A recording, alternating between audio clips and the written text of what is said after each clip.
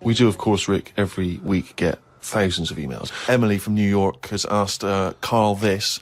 Karl, if you were on a sinking ship or you were in a burning building and you were with myself and Ricky, but you could only save one of us, I don't know why that's the case, but you can only save one of us, who would you save? Would it be Ricky or would it be me? I think it's a two-man dinghy. Right, okay. Possibly. And we're trapped, and he knows that if he stays there to get both our legs out from under this thing... the girder. Yeah, he dies, so he's got room, he's got time to save one. It's obviously me. It's hard to say, isn't it, at this point? What, because Steve's in the room, you mean? Well, no, just because we don't know what the situation is. Okay, well, let's say we're on a sinking ship, all right? So you're going to have to rescue one of us, drag us into the dinghy. It's going under. You know, in 30 seconds, okay, this ship's going to go under and drag you down and you're going to die, right? And our legs are trapped and you've got enough time to untangle one set of legs. Whose legs do you untangle? Now, just because my legs are long does not necessarily mean it's more complicated. No, it's exactly the same amount of time. Just have to make a choice. A terrible choice that Steve would not, hate you for. Well, no, listen. He won't be around for long. He's going to drown in 30 seconds. Well, forget him. Bear in mind this, Karl. You are going to be stuck in a dinghy with Ricky Gervais, and who knows how long that's going to take. Think of all the head squeezing that's going to be going on, the comments, the wind-up. And do you honestly think that he's going to, if there's any provisions, that he's going to split them evenly with you? I mean, he's going to have drunk all the water, and there's only going to be about half an hour in. The food's going to be gone. Look at his gut. Look how much, of the food he's going to have to eat, the baked beans that you've got on board. Whereas me, you know how generous I am. I'm always sort of helping you out. Oh, there we go, Karl. I think he's put the nail in his own coffin there. You know how generous I am, Karl. Let's talk about that, Karl. Come on, think about that one. Yeah, I mean, have you forgot about that, Steve? What? The time when we went for a coffee and we had to have a bit of a heated debate about the 50p change. Yeah, you owed me 50p, and you decided you didn't want to give it to me because it was only 50p. And my point was, it's not a question of 50p, it's the fact that it's not your decision to decide not to give it to me. If I want to be generous, that's my decision. But you can't go, oh, it's only 50p, Steve. It's my decision who But you just given him a free keg of beer. Yeah. But that did not come to you, and you didn't pay for the free keg of beer. It was a promotional thing that was sent to you. It's the same thing as the way I gave Suzanne my leaving present from my last job. A lot of people may not be aware of this if they haven't heard us talking about it before. Yes, but you had a gift from your work as you were leaving after however many years of service, which you then gave straight to your girlfriend without telling her that it had been received from people at work. Doesn't matter. She wanted a camera. It's the same thing as you. You wanted that lager that I got for free. It hasn't cost you anything. It doesn't matter where I got it from. So you now decide, because you've given me a free lager, that you can now say, oh, actually, I'm not, in the future, I'll just take your money, Steve, on a whim. Well, listen, stop arguing like this. You're rocking the dinghy. Karl, have some of my cheese. Imagine if he would. Do you imagine he would ever say that? Do you imagine him ever offering you any of his cheese? Are you going to save Karl, mate? I don't want to say. Well, think about it, and I might do a sort of a for and against or something, and then so the conclusion is okay, all right. It's not my sort of thing, singing and dancing. We've got enough singers and dancers anyway in the country. Why we still have Pop Idol and X Factor? Everyone's singing. I mean, this is a school. Look at them. They're not doing English and maths. Piss-arsing about, jumping to Van Halen. Where's the doctors? The plumbers? When I had a problem with my boiler, I had to wait 2 weeks because no plumbers about. If I need someone to come around and sing and dance, loads of them. But we've got enough.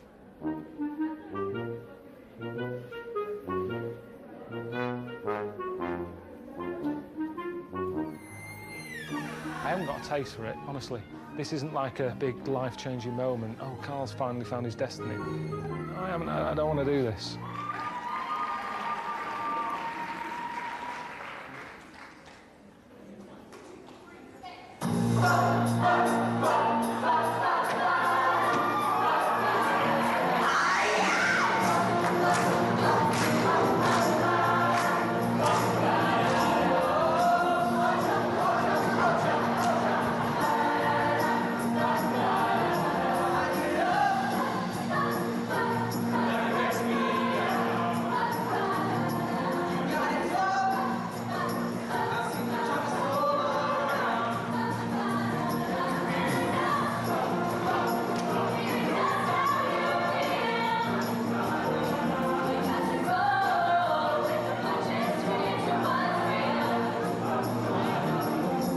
See you standing there with your back against the record machine.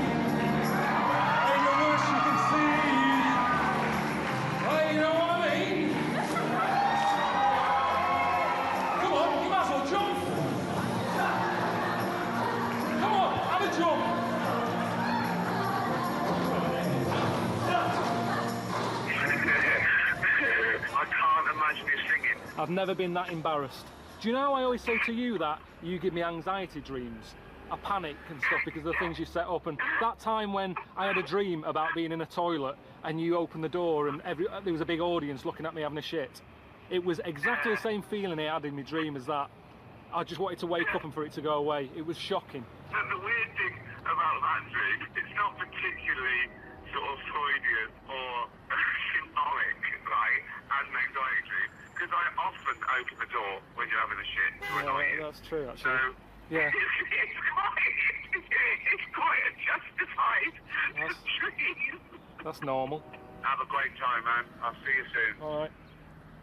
Welcome to the 67th Annual Golden Globe Awards.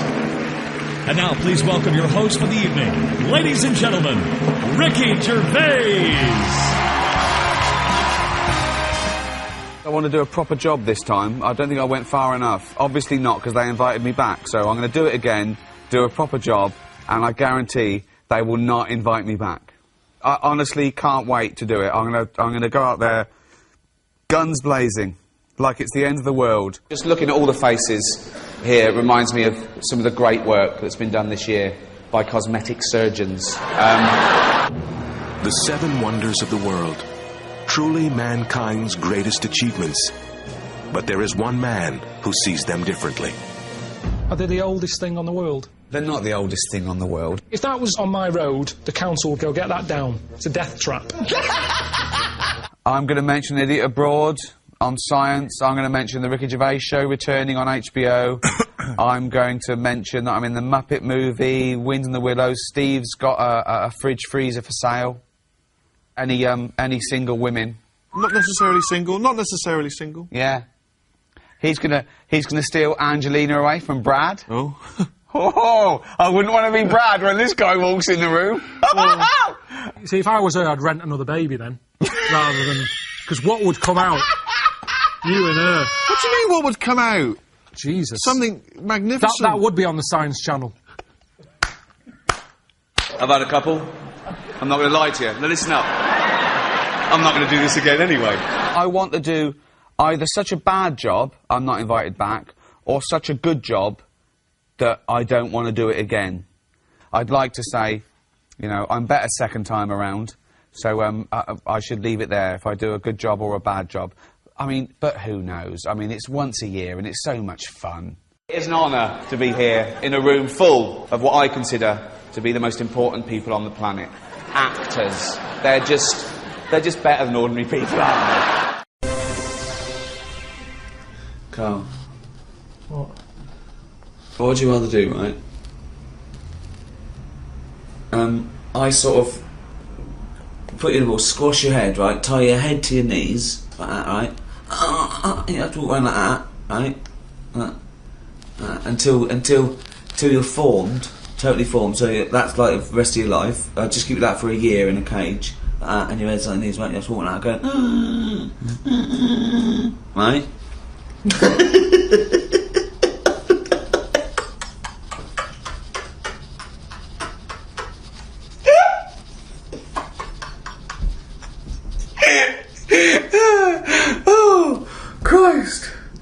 Oh Christ!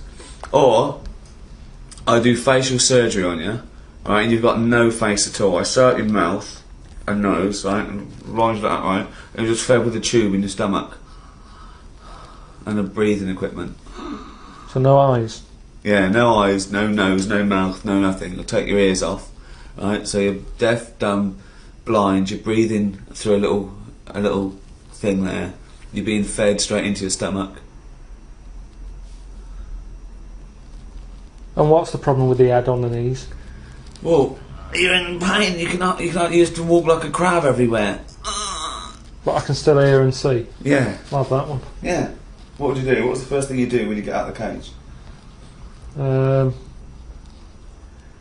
How long have I been in the cage for? Yeah.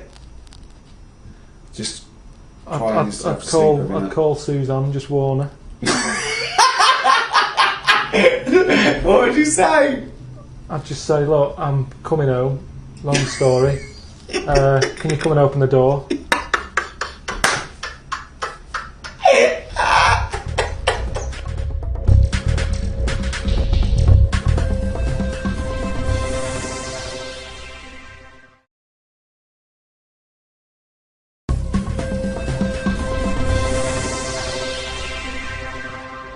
Hi, TV's Ricky Gervais here. I just wanted to tell you a little bit about my new book that's coming out this autumn. It's called Ricky Gervais Presents The World of Karl Pilkington. With me, Karl Pilkington. Right. Yeah, it's just a book, some of the ideas and some of the chats and some of the stuff we came up with in the podcast. The world record-breaking podcast, The Ricky Gervais Show. So, what are you doing there? Just doing some drawings for it, just to go with the stories and that we talk about, some of the ideas and stuff. What's that? This one? Well, it's Auntie Nora, isn't it? When she farted for 5 minutes. That's like when she had the wind there, just coming out there. She, like, had wind for 5 minutes. Oh, good. So just sort of pictures and that. So we could put this into the Booker Prize, could we? Yeah. Thumbs and that. Yeah. I'm still pretty sure that we would have got on alright without the thumb. Yeah.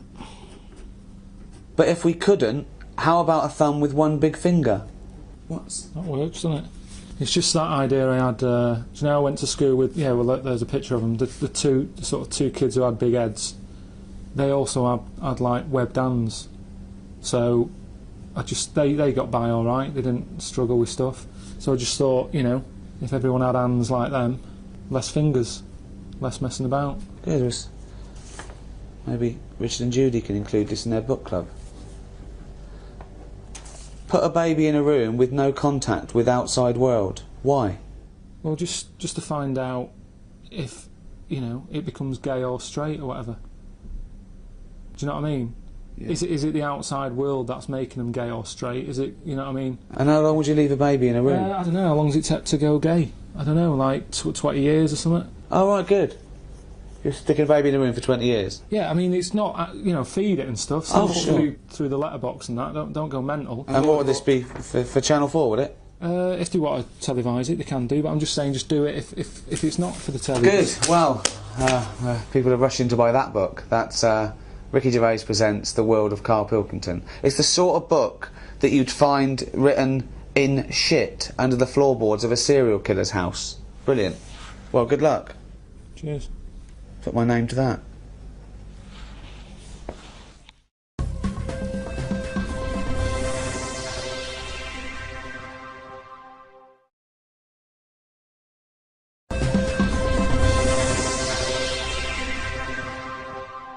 Oh, chimpanzee, that monkey news, you.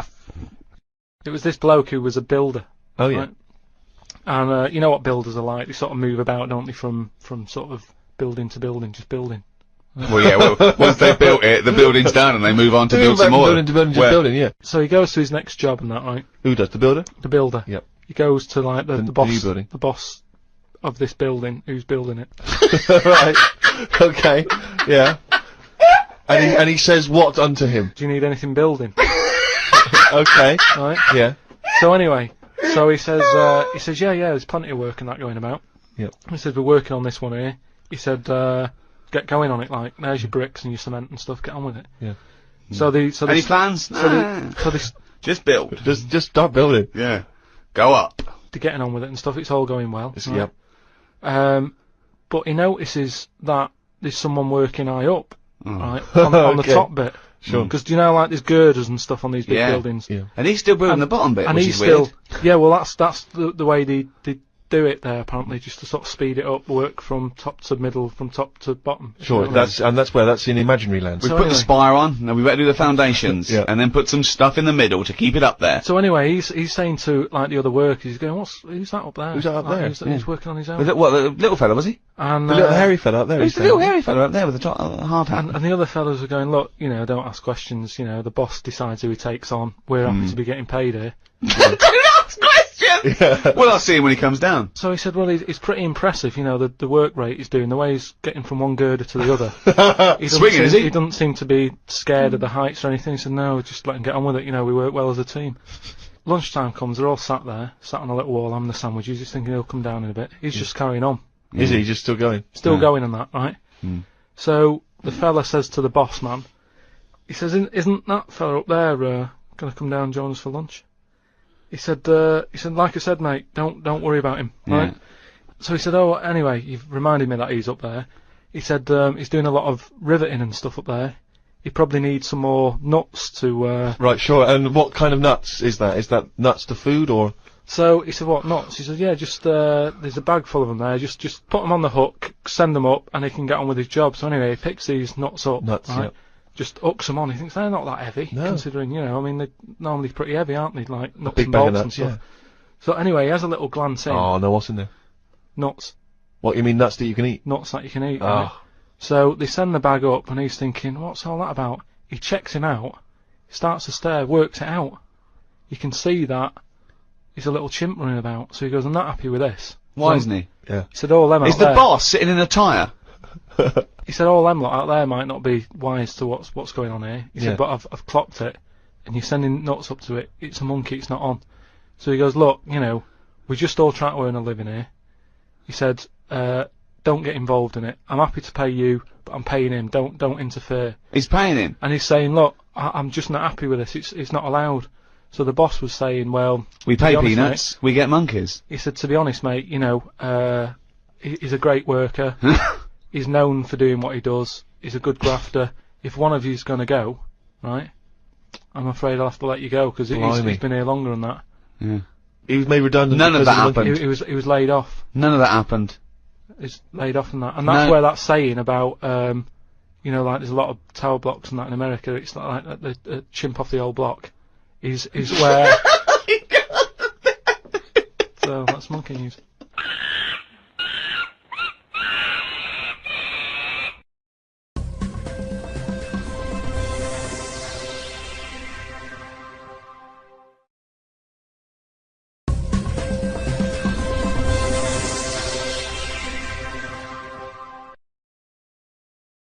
Come in. Right. Ah, Mr. Pilkington, and how are we today? Yeah, I'm alright, Doctor. Yeah, I've just come for my checkup. Okay then, pop your pants off. What? Just pop your pants off. Oh, and, I forgot to take my pants off. well, because I have to pop my finger up your What with me what? to check your prostate gland. Don't worry about it. Well, I am worried about it because prostate cancer kills 10,000 men every year in Britain. You can check that out if I get any symptoms. Well, there aren't always symptoms, and symptoms do vary from man to man. So the best way to check it out is Well, I just pop my finger up there I'm really and have a happy with feel. this, just- Don't worry about it. Wait. Is that it? Yeah.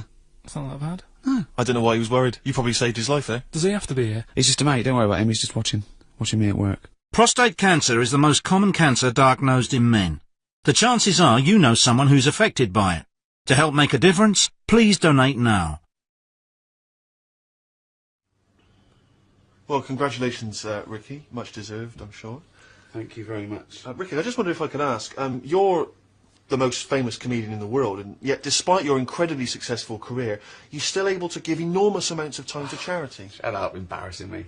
Well, that's what you've written. I think. Just ask the question. No, I just wondered how you find so much time in your hectic schedule to help charity. You've got to find time. 30,000 men are diagnosed with prostate cancer every year, 10,000 of which die of the disease, and a man dies every hour from prostate cancer. So, you know, that's why I give so much of my time and raise so much money for cancer. I mean, I don't know if we've got any stats how much I sort of raised last year for cancer. Just says fucking millions. Yeah, and they're welcome to it, you know.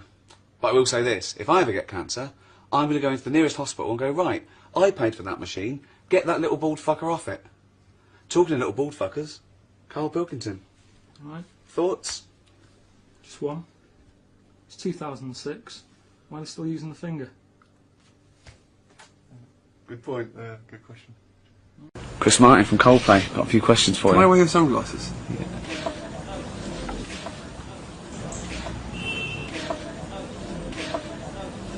Okay, now, you like to buy clothes made in third world sweatshops because they're cheaper. Do you prefer Chinese or Indian made stuff? Indian. Chinese don't know what they're doing. See your head a little bit. We want to get the noise, the microphone there. Right, ready? Hold on. Good. So you're just doing it. Hold on. Now, it's in position. What have you... oh. Ready? Yep. Oh, God, it... Oh, no! Oh, it's like Jackass. Now, at the Conservative Party conference a few years ago, you made a rousing speech saying that if Labour banned fox hunting, you'd leave the country. Now, you did leave, but now you're back. Isn't that hypocritical? I just came back to get some stuff. To get my hunting gear. I came back to get 2 guns and a knife.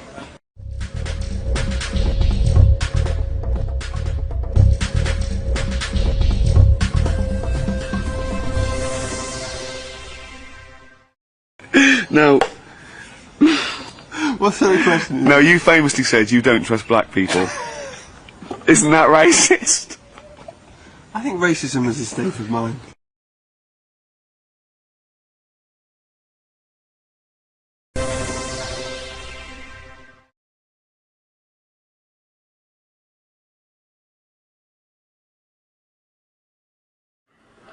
Head's to sleep, they're sharing a tent. I've only got one, well, I've got one tent between them, have they? Yeah. But why don't they take two? A tent's not that big. Oh, yeah.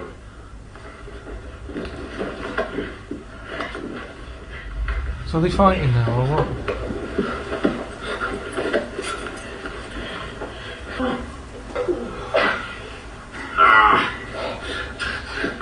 It was cold outside, he said come in my tent. And then that happens. What do you think, Carl? I'm still none the wiser as to why they do that.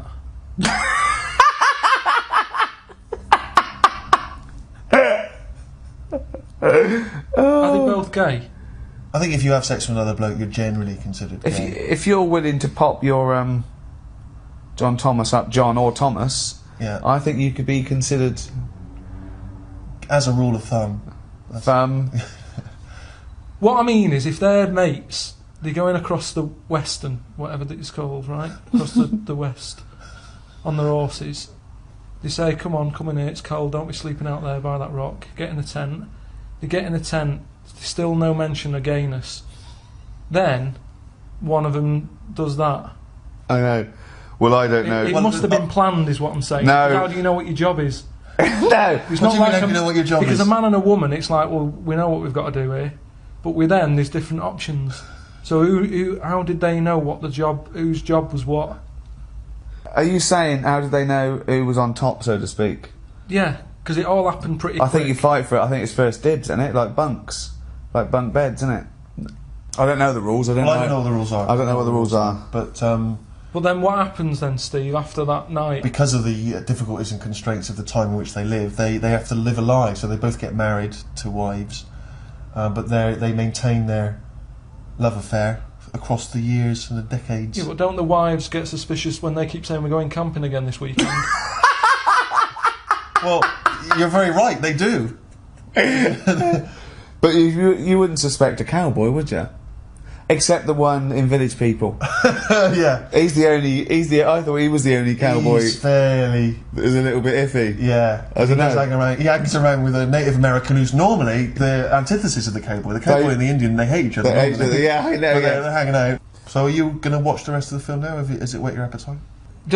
Could the film still happen even if they weren't gay? Is it just a cowboy film, but that's a bit of filler? Let's just have another watch and see if there's anything else. Oh, does he want to watch it again? Are you sure you want to watch it again? Listen, if you want to watch it again, watch it again. Yeah. No, I'm just... What?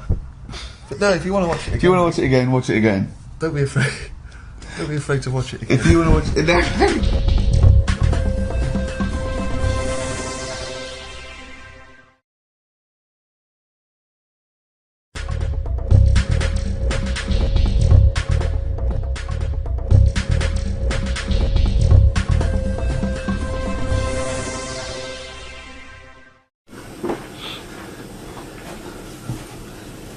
Right, what are you doing? Still doing stuff for the book.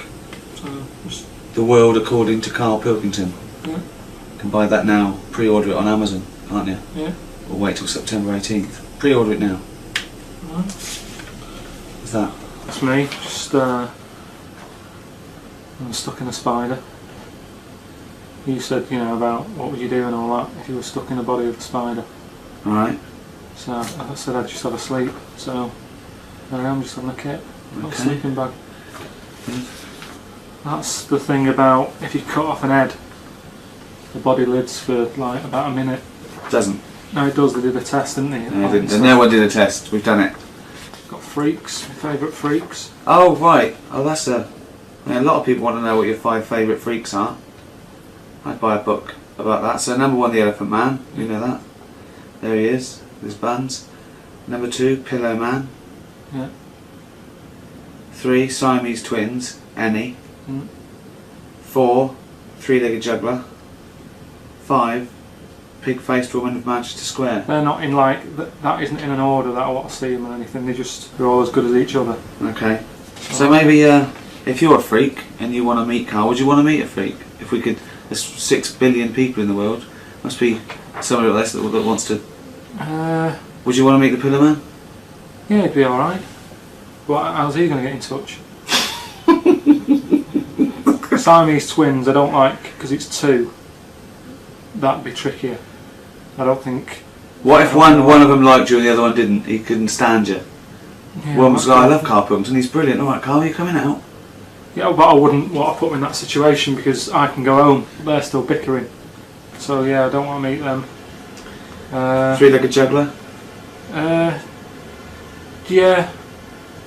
What would he have to juggle for you to take your eyes off his legs? Well, that's the thing though. He'd think I'd be getting him in to sort of do some juggling, and he might sit behind the desk and I go, oh. I'm not interested in the juggling. I love the fact that you think you can get him in. You can hire this man who probably died 100 years ago. The monkey that was a fireman. Wasn't. Just the idea of a cat with mops on its feet to clean the floor. That's that good invention that came out. I'm pretty sure that's not a real invention. And there's you washing up with your little trousers down. I mean, I really must applaud the effort for this though, Karl.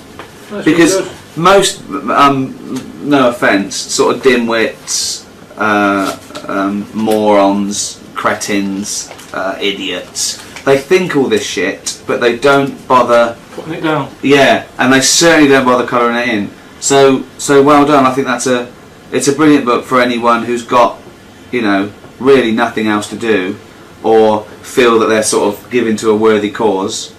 And that's available now on Amazon.com or Amazon.co.uk. And it's, what is it, like 200 pages, and it's got all these illustrations and great stories, and a foreword by me, in which I'm basically going on about Karl being an idiot, which is the only truthful thing in the book. I'm pretty sure of that. Good. So well done.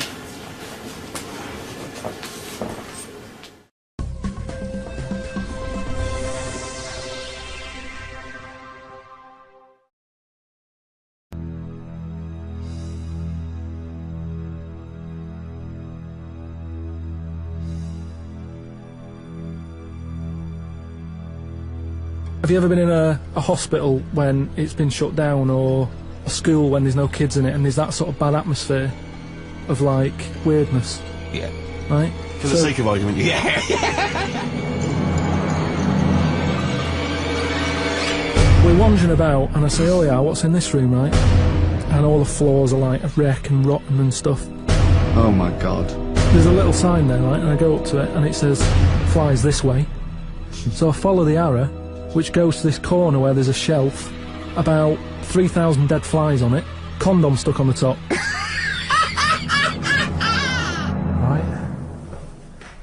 Right, you might remember in the first podcast I was telling you about this scary house that my mate lives in, where he's like a security man. You're not like a security man, are you? What are you? Well, I just look after it. You just look after it and that, he just looks after it. So this is it, because I thought I'd show you around it, because just in case you thought I'd made it up and that, about the bit about the flies and all that, where there's flies on the shelf and stuff. So this is the sort of state I was telling you how it's a mess. This is it. Ceiling's caving in over there. It's just there.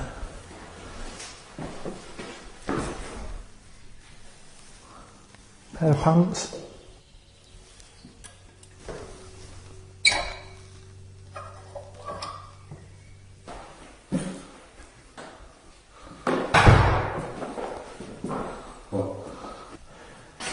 Right then, we've found the room that I was talking about on the podcast, with the dead flies and that on it. This is the sign that I was telling you about. Got a fly on it, right? Little arrow. There's flies here, look. Little ladybird there. Oh, flies attacking the ladybird and that. Right, so you've got that, and follow it along. Right, you think, well, there's nothing there. And you've got, if you can get the camera up there, right? Look at that lot. Dead flies.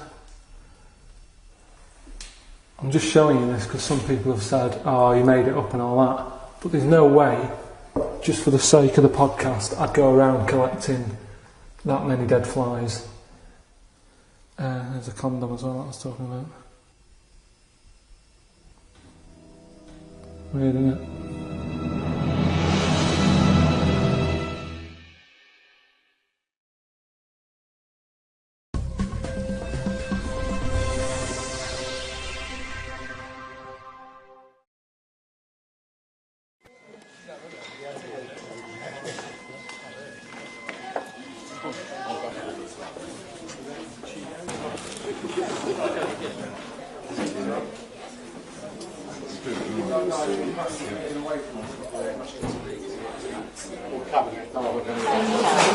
Hi, I'm Ricky Gervais, here on the set of Extras. Extras 2, coming soon. People are busy working away and they're annoying me a little bit because I'm trying to do this, so I'm in charge. Shut up! That's power. Okay, back to work. 14th September, the new series starts.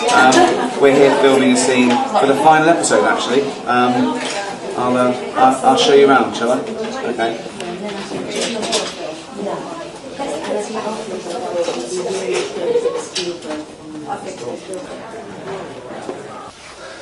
I know what you're thinking.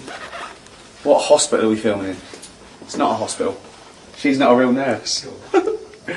Unless we just put this in. Hey? Do these look ill? Bad example. We're going into the main studio now. We're just using a little corridor there for a hospital.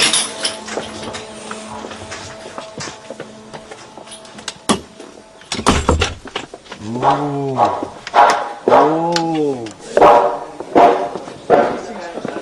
We're in the wrong studio. Yeah, I think we are.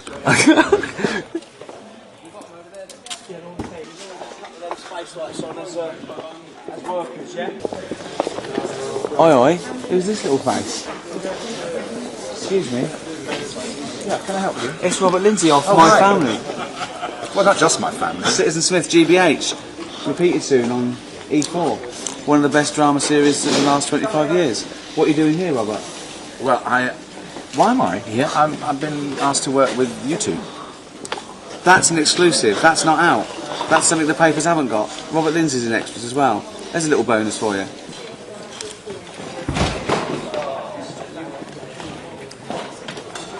So there's a little teaser of Extras 2 coming soon, September the 14th, BBC 2, 10 o'clock. But check out the website. I'll do one of these every few days. Oh, sorry. I've gone toilet. Oh, I've gone toilet. Can you empty it? Can you empty it?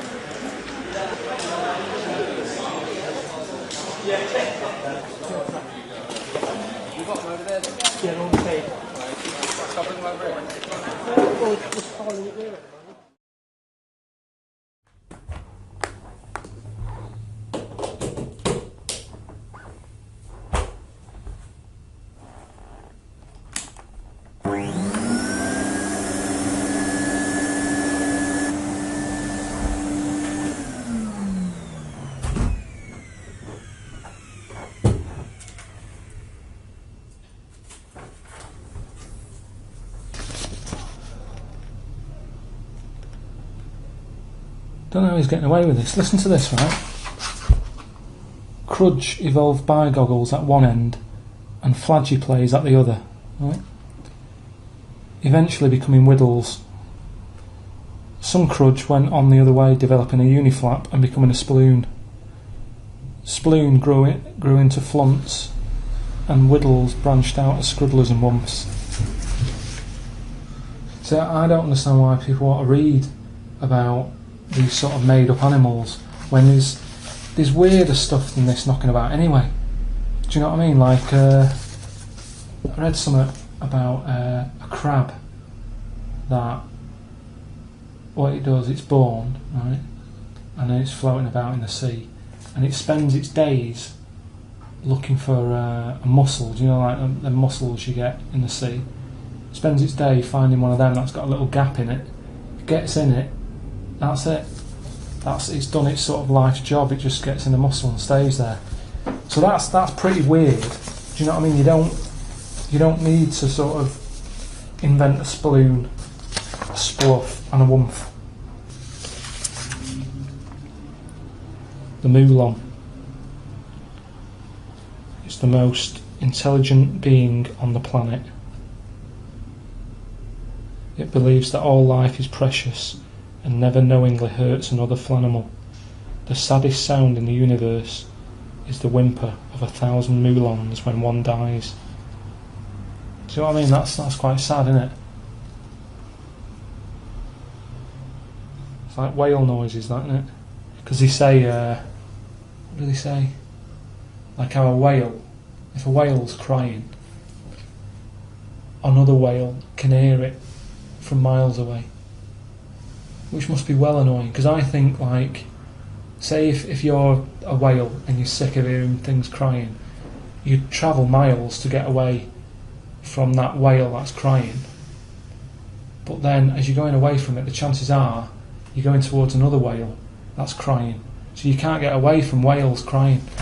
And yet people say, oh, if I come back, I'd like to come back as a whale. There's no way I'd do that. Just having all stuff crying around you, you'd be well depressed. That's why they always look sad, whales. Because all they're hearing is crying. That's like a Moulon.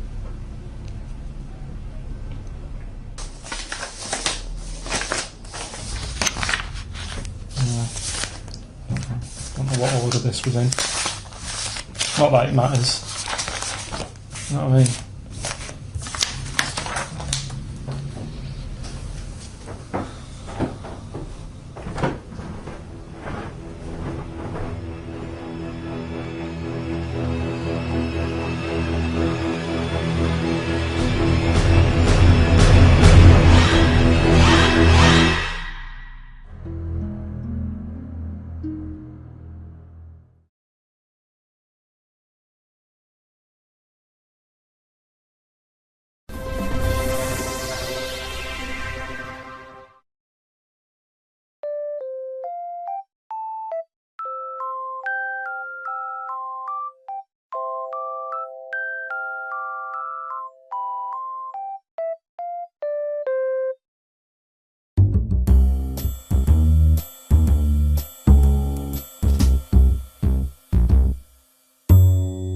Ricky and Jane were going on holiday for a few days and had arranged for Glyn to come in and make sure the cat was okay while they were away. I'm sick of that cat. I was surprised that they hadn't paid for the little shit to go away with them on first class. Blimey, getting a bit vitriolic in the diary. Why doesn't he like the fact that I've got a cat and I love the cat? Why? It's just everything in that house that you've got gets sort of special treatment, and it's a cat. And what do you mean you get special treatment? Sometimes we put food down for it, and sometimes it gets on our lap and we stroke it. You don't just stroke it. We're you not massage it. You massage its back. You go, no, you're stressed out. Well, no, it's good. No, I'm not saying you stressed out. At no point did I say you stressed out. You said, "What the fuck are you doing for? Is it stressed out or something?" I like touching my cat. To be honest with you, I don't like Ricky's cat. I can't believe because every time I go around there, it goes straight from a ghoulies.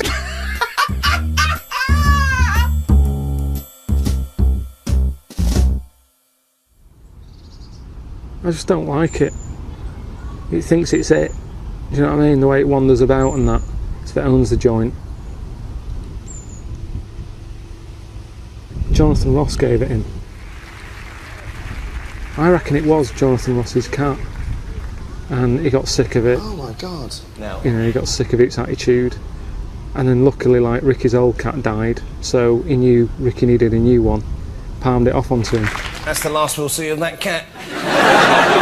Oh look, there he is, look at that. They love beer and donuts. So he was pretending he's joking there, but if that cat wanted beer and donuts, he'd probably let it have it. thing is, it never goes out. So there's no chance of it ever coming to any harm. But it's going to last forever. Do you know what I mean? We got through loads of cats when I was a kid because we lived on a main road. So none of them really got the chance to annoy me because they were never around long enough. If the cat sat on his knee, he won't get up. He sort of waits until the cat gets down because he doesn't want to disturb it. I don't know if he's just doing that to sort of wind me up, or if that is the way it gets treated. Really does me head in, it does. When they go away on holiday, it's a big upheaval. You have to organise people to sort of come round and feed it and make sure it's alright. That's what's meant to be good about cats, that they don't take much looking after. My mum and dad's last cat that they had, it's called Charlie. They went away for a month to Spain, just left it outside. And it feeds itself. If a cat gets hungry, it sorts itself out. That's what they do, they're wild.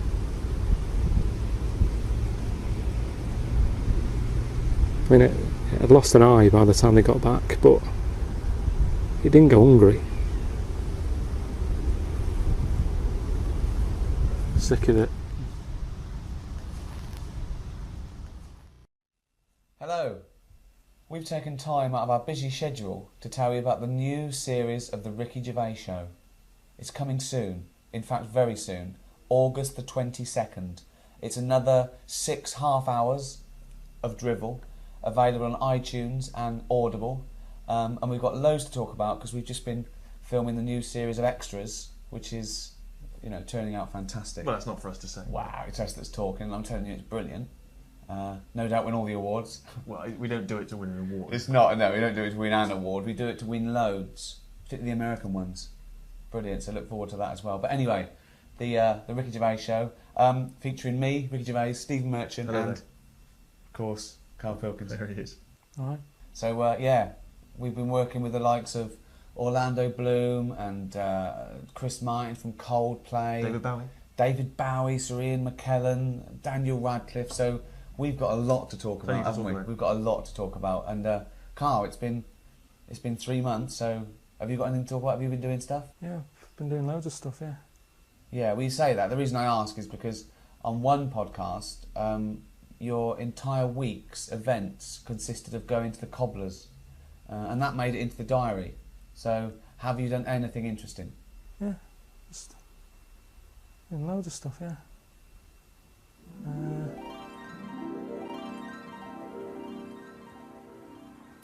It was weird, right? I was in the park, right? Just sat there having an apple. Finished eating it, chucked it on the floor, right? Within seconds, an ant was on it, eating it. It's weird, isn't it, right? How that ant is totally different to me, isn't it? What it gets up to in a day and that couldn't be further away from what I'm doing. And yet, we both like an apple. Look at it, just loving it. I don't think I'd be that good as an ant. Because thinking about it, right, if I was that ant sat on there, I'd probably be overfaced by that apple. It's too much. And also, I sort of like to know what I'm going to be eating. At the start of the day, I'll say to my girlfriend, like, right, what are we having for tea tonight? She'll go, why do you need to know? And I go, because I like to know. I like to get my taste buds ready and that. Whereas that ant, 5 minutes ago, it didn't know it was going to be having apple. But it's got to have it, because it might not find anything else. I wouldn't like that. I wouldn't want to be an ant. Karl.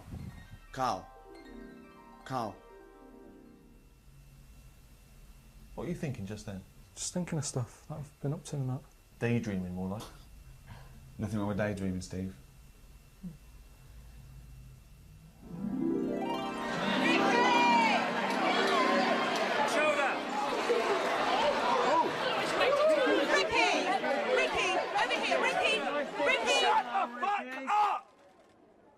Jesus, you know how fucking annoying that is. Go and do something. Just fuck off. Go on, go home. Read a book. Jesus. That's my head in. You alright? Yeah. So just to recap, all-new Ricky Gervais Show with Ricky Gervais, Steve Merchant and Karl Pilkington, available from August 22nd on iTunes, audible.com, or via Ricky Gervais' website, rickygervais.com. Is that it? That's The awards. Huh? Awards. What?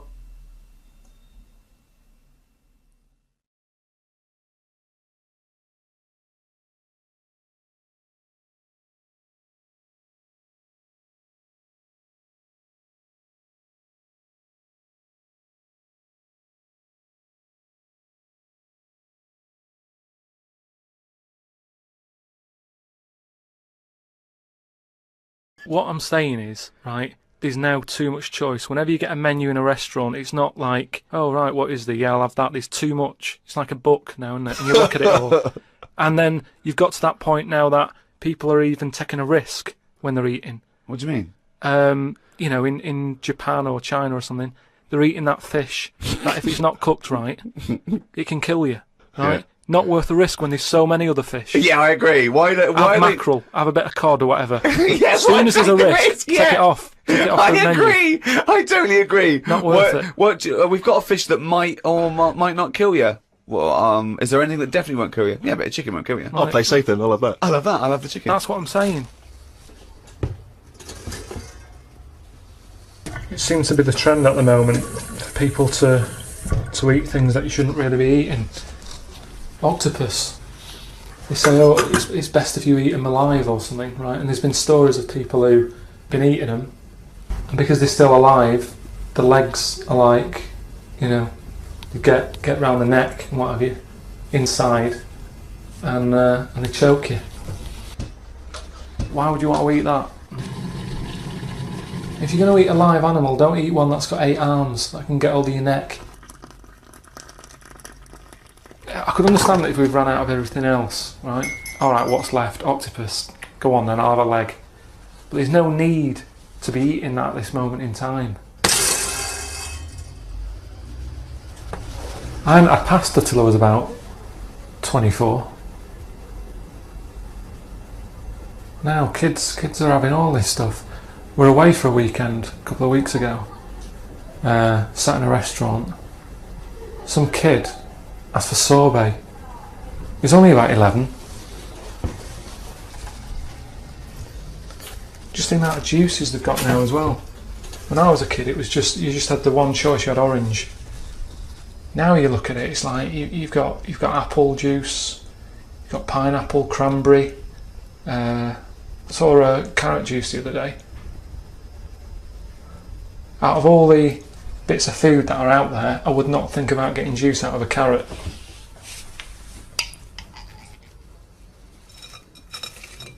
People are always going on about that place where they eat dogs, saying, oh, that's terrible, that. But I don't think it's that bad. As long as it's, you know, it's their own dog. If we're eating octopuses, why are dogs getting away with it?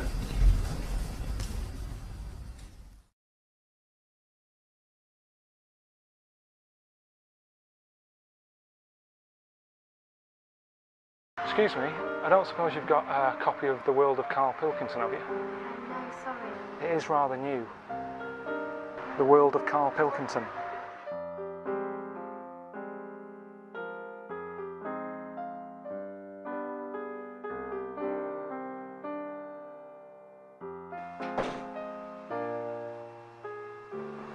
No luck, Carl. Never mind. There's still a few more to try. Good old yellow pages. We don't just help with the nasty things in life like a blocked drain. We're there for the nice things too. You do? Great. Can you keep it for me? Yeah, my name is Karl Pilkington. Yeah. Yeah, it is me on the cover, yeah. Do you mean it looks round? Heads are meant to be round, you cheeky bastard. Just keep it for me.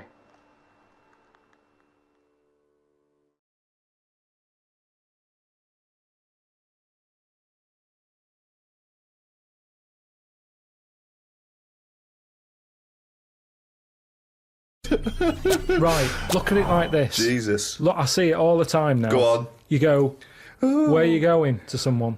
And they go, I'm going to Dorset. Right. Oh, aye, what road are you taking? Don't know, just pop on the sat nav. Now, That's a start, isn't it? Okay. Let's act that out with me, okay? I'm going away for the weekend, Carl. Are you? Yeah. Where are you going? Dorset. Oh, yeah. Are you getting there? Car. Oh, right. Yeah, well, which way are you going? Don't know. Why do you want to know? Oh, just making a friendly chat. Just, you know, I'm interested in geography. Which way are you going? Well, I don't know really. I've got a sat nav in my car, and I'm getting there. And what do you want? What? Bit lazy, isn't it? Well, I'm not a pigeon. I don't. I mean, you got an A to Z. Well, yeah, but it's on a computer the A to Z. What's the difference between looking at an A to Z and A bit lazy, though. Not really. No. Why? Why is it any different that I've got it computerized so I can go along? A to Z's a bit dangerous, isn't it? It's a bit.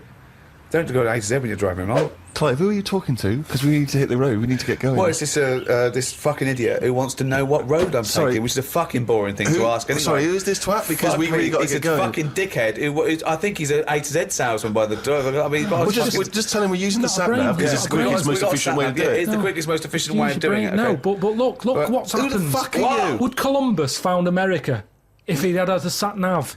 Yes. No, he wouldn't. He'd have put in America and he would have taken it to He wouldn't. America. He only found it because he got lost. Now, if everybody just goes... Hold on. How would an undiscovered country be on a sat-nav? No. Go on. But I just What's the difference between the sat-nav and the map in that regard? Because I've found some lovely little cafes on roads I've never been on. And I've instantly gone from finding a continent to a little cafe. I love that. Little greasy spoon. I am off to discover the unknown world. Where are you going? Well, I don't know yet. It's the unknown world. What are you taking? Just a boat, all lazy swim, you cunt.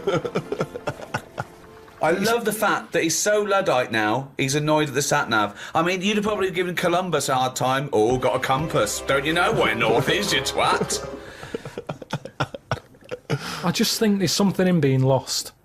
I never feel lost. I just think, I've had a diversion. Because you find new things. I'm forever going down... Suzanne's asking the French peasant where the... I just think, Columbus... All right, what's the most interesting thing you found when lost? Like I say, I found a shop that was like a fancy dress shop.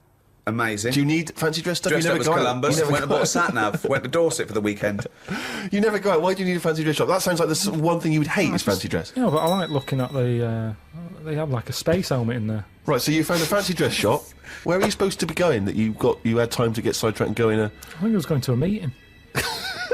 Amazing, that's the last time! So you want to get lost? Yeah, you don't want to get lost, No, because I always give myself loads of time because I get lost a lot. I always give myself... Get a sat-nav! No, I'm just saying, that's how you find little treats along the way, and next time you pass it, or next time someone says, do you know where the fancy dress shop is? You go, yeah, I do. You go, I have no idea because I was lost. I didn't know where it was. No, normally I learn. I'm not going to tell you, lazy cunt. Have you got an A to Z? Oh, that's harsh. Yeah, find it yourself, you lazy twat.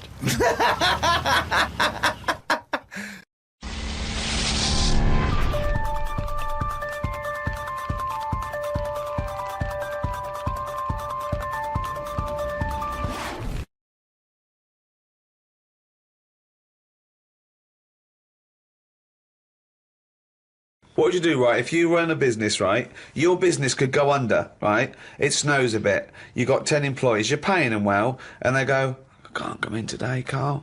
Bit icy. I'll do it, okay? Right, they're snowed in, right? You're running the business. What are you running? It's a let's not. I'm not going to big myself up. It's just it's a factory. It's U-bends. U-bends. U-bends for. Toilet. So you run a. Okay, right. Okay. So you pay them all right, don't you? I'd say most of them are on above average. So you're there. What time do you get in? About 9:15. 9:15, waiting for them to come in at 9, yeah? Yeah. Okay, right, it's snowing. It's a bit snowy, you got there. It took you a bit while. You'd set off early, did you? Or? Gave myself a bit more time because I had to put the heating on the car. Okay, ring, ring. Ring, ring. Hello, KP Plumbing. Oh, is that Miss Pilkington? Yeah, it is, yeah. Who's that? Oh, it's Sheila. Listen. Sheila, shouldn't you be here by now? Yeah, no, I was going to set off. Well, we'll set off now. Stop wasting time. We've got a big order on. No, I know. We're all on a bonus here if we get this done. I'll see you in 10 minutes, shall I? I can't make it. What? I can't make it. Why not? The car won't start and it's slippy on the drive. I just can't get out. Get the transport. I'll see you in. I'll give you 20 minutes. All right. Don't worry about it. Thanks for calling. I'll see you in a bit. I'm also scared of the ice. I'm scared of the ice. I'm not gonna come in today. It's dangerous. So what are you gonna do? Well, I'm gonna wait until the ice and snow goes away, and then I'm gonna come in. But they're predicting it's going to be about 2 weeks before they clear all this. I can't really travel in this. It's a bit dangerous. Well, I'll tell you what. You stay at home. I'll replace you. Because I need someone to come in. What, you're firing me because I can't get into work with this? Well, I got into work, Sheila. Yeah, I know, but I mean, you don't live with me, do you? If you did live with me, then you'd probably see it was bad where I was as well. I'm here. Do you know how bad it is here? When you come round and have a look how bad it is here, you drive my... Tell you what, you come round and drive my fucking car because I'm snowed in, you fucking calling me a cunt. And I'll tell you, if you fire me, I'll take you to drive uni, you bald-headed wanker. Right, you're fired anyway for that. You're in fucking trouble then. Right then, see ya. Right, and then she's done with. She's weak anyway. Ring, ring. Ring, ring. KP Plumbing. Hiya, is that, Miss Pilkington? Yeah, it is, yeah. Hi, it's Bob here. Bob. Yeah, bit of trouble. In my area, it's absolutely snowing. It's possible. No one's getting out. I live near Sheila. Bob, listen. Sheila's just been on. She's saying she can't get in either. She can't. I've just seen her out there trying to dig her car out, and she's She's really tried hard to get to work, but she can't do it because she's not very rich. And her car doesn't work. She hasn't got the right tyres, and there's no public transport. They've cancelled those. Wrong snow on this country. I'm not going to make it in today, son. So I'll see you tomorrow, right, boy? Well, no, you're saying you'll see me tomorrow. Yeah. But you'll probably call up tomorrow with the same thing. Well, only if it's snowing still. Now, listen, it might not I can't run a business like this, Bob. Yeah, it's not my fault, is it really? So go round to Sheila's and like slag me off if you want. But I'll tell you what, you're not coming back here. Oh. Fuck off. One chance. Give him one chance. Oh. Well, you didn't even give him one chance. No, because they've done it before.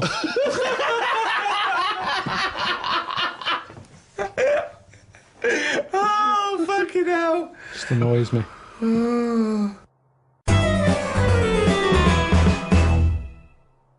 I went to, what's her name?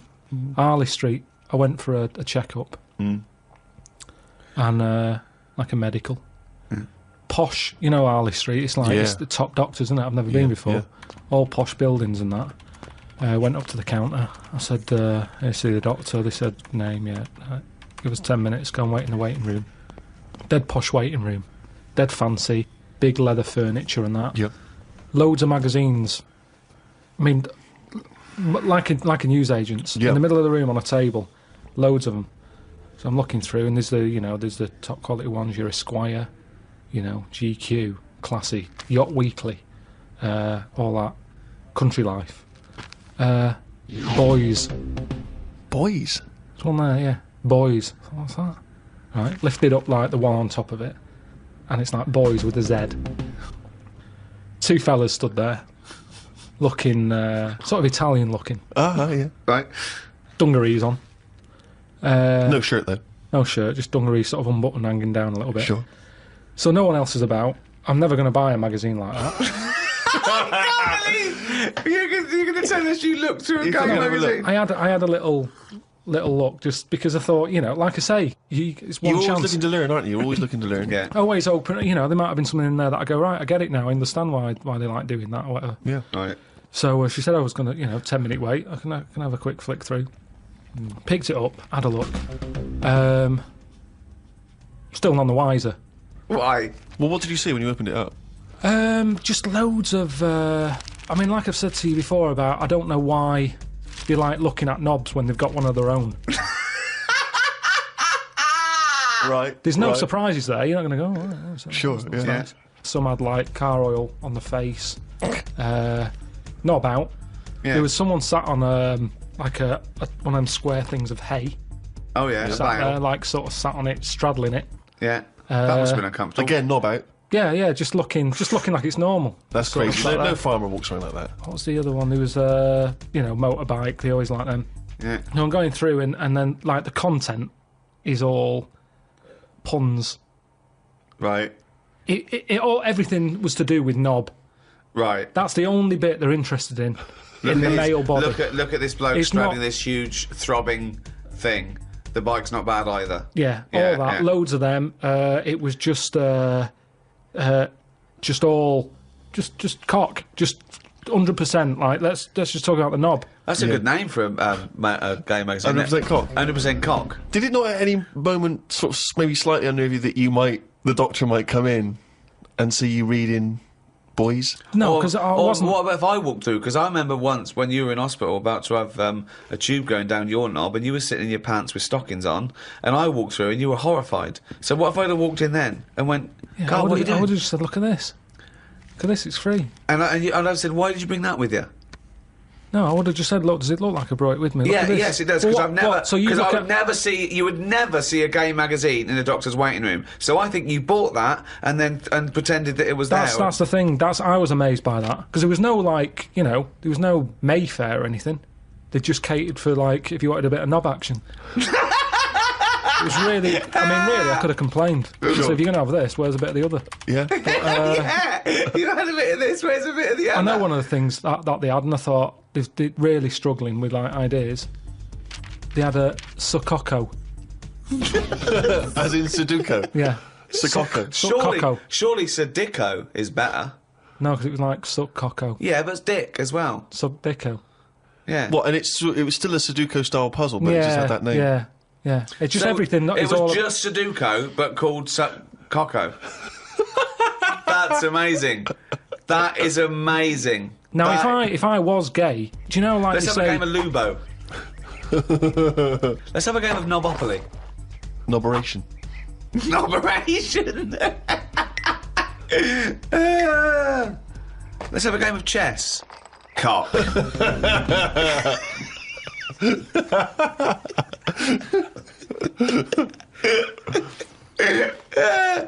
Let's have a game of fuckaroo. Well, that works for either sex. Yeah, that's true. That's how we spend our Christmases. Then. Fuck a poo. Oh, God.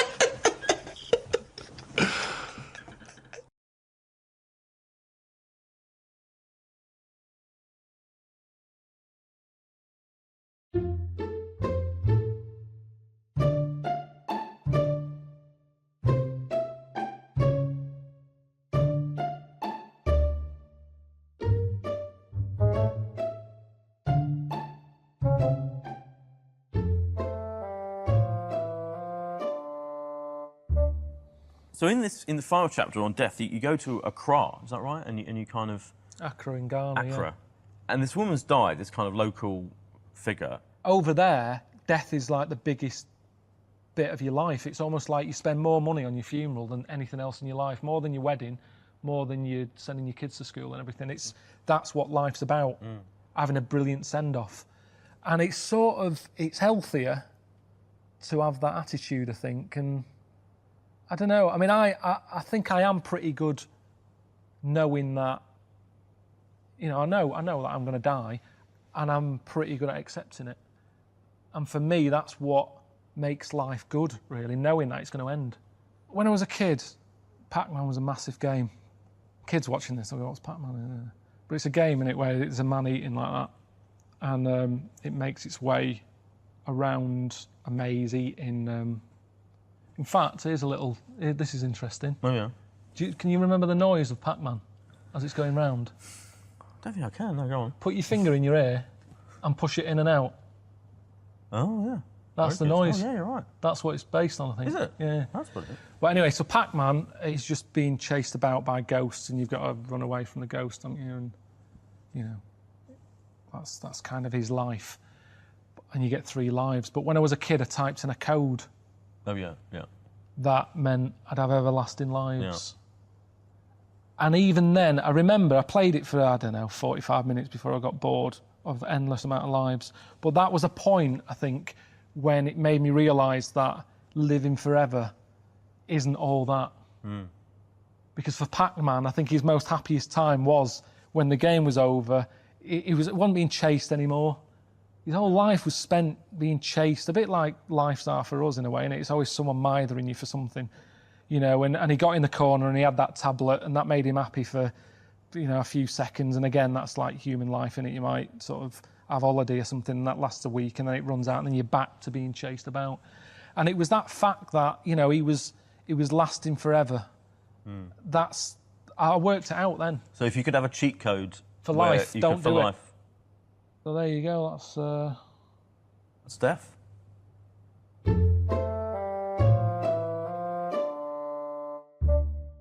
know, I'm really house proud. Yeah. If you come round, if I ever said come round, I say, oh, can you take your shoes off? Yeah. Are you one of those? Yeah.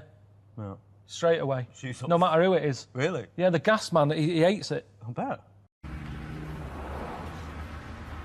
Well, it's that time again. It's the feature that the world is saying could rival Monkey News one day. Ready? Oh, what's he written today?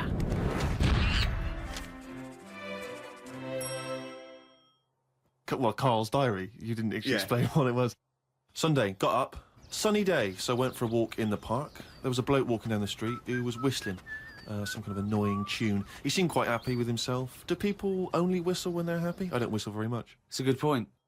Whistling is so inane to me. But yeah, it's sort of like going, I'm content.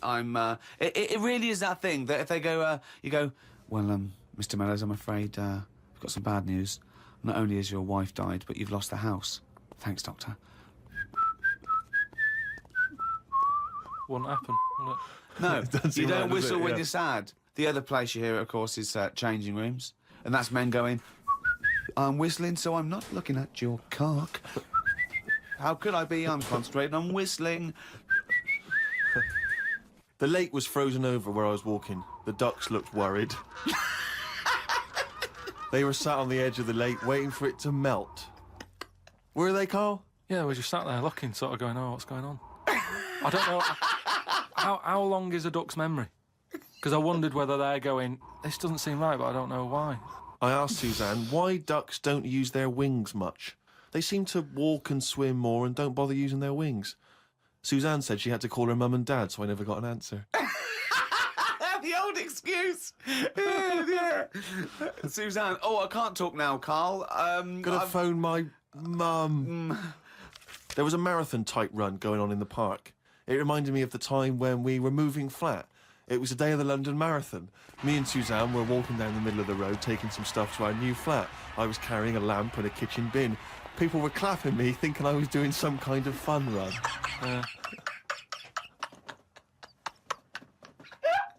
Why were you walking on the same route? Because it was when we lived on the Docklands. Oh, brilliant. There was no other route. The flat was just about 100 yards down the road. They're going, look at the bloke with the bald wig.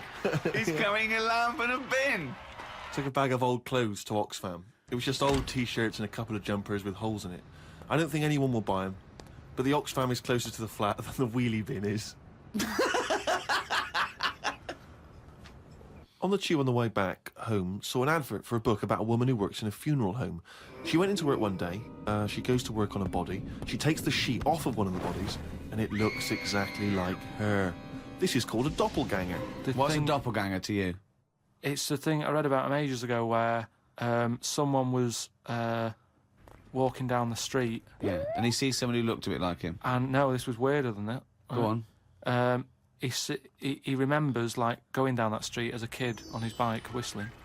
Yeah. And then he's walking down the street, going to get some milk or whatever from the shop. Little bike comes whizzing past. He hears the whistling, he goes, that's weird. Looks at it, it was him when he was a kid. So it's like a time. Shit. What do you mean it was him as a kid? This is like a different form of doppelganger. It's just... Well, it's impossible, it's rubbish. Some sort of time thing, isn't it? No, Just it's time, but that's impossible, so don't It's worry just some about kind it. of time thing, Rick. No. Yeah, it's just something some you kind of time read thing. again on the internet, or it was a short story, or something someone told you. On my walk back from the tube, I saw a jogger who was pushing a pram at the same time. The kid looked terrified. Got my science book out.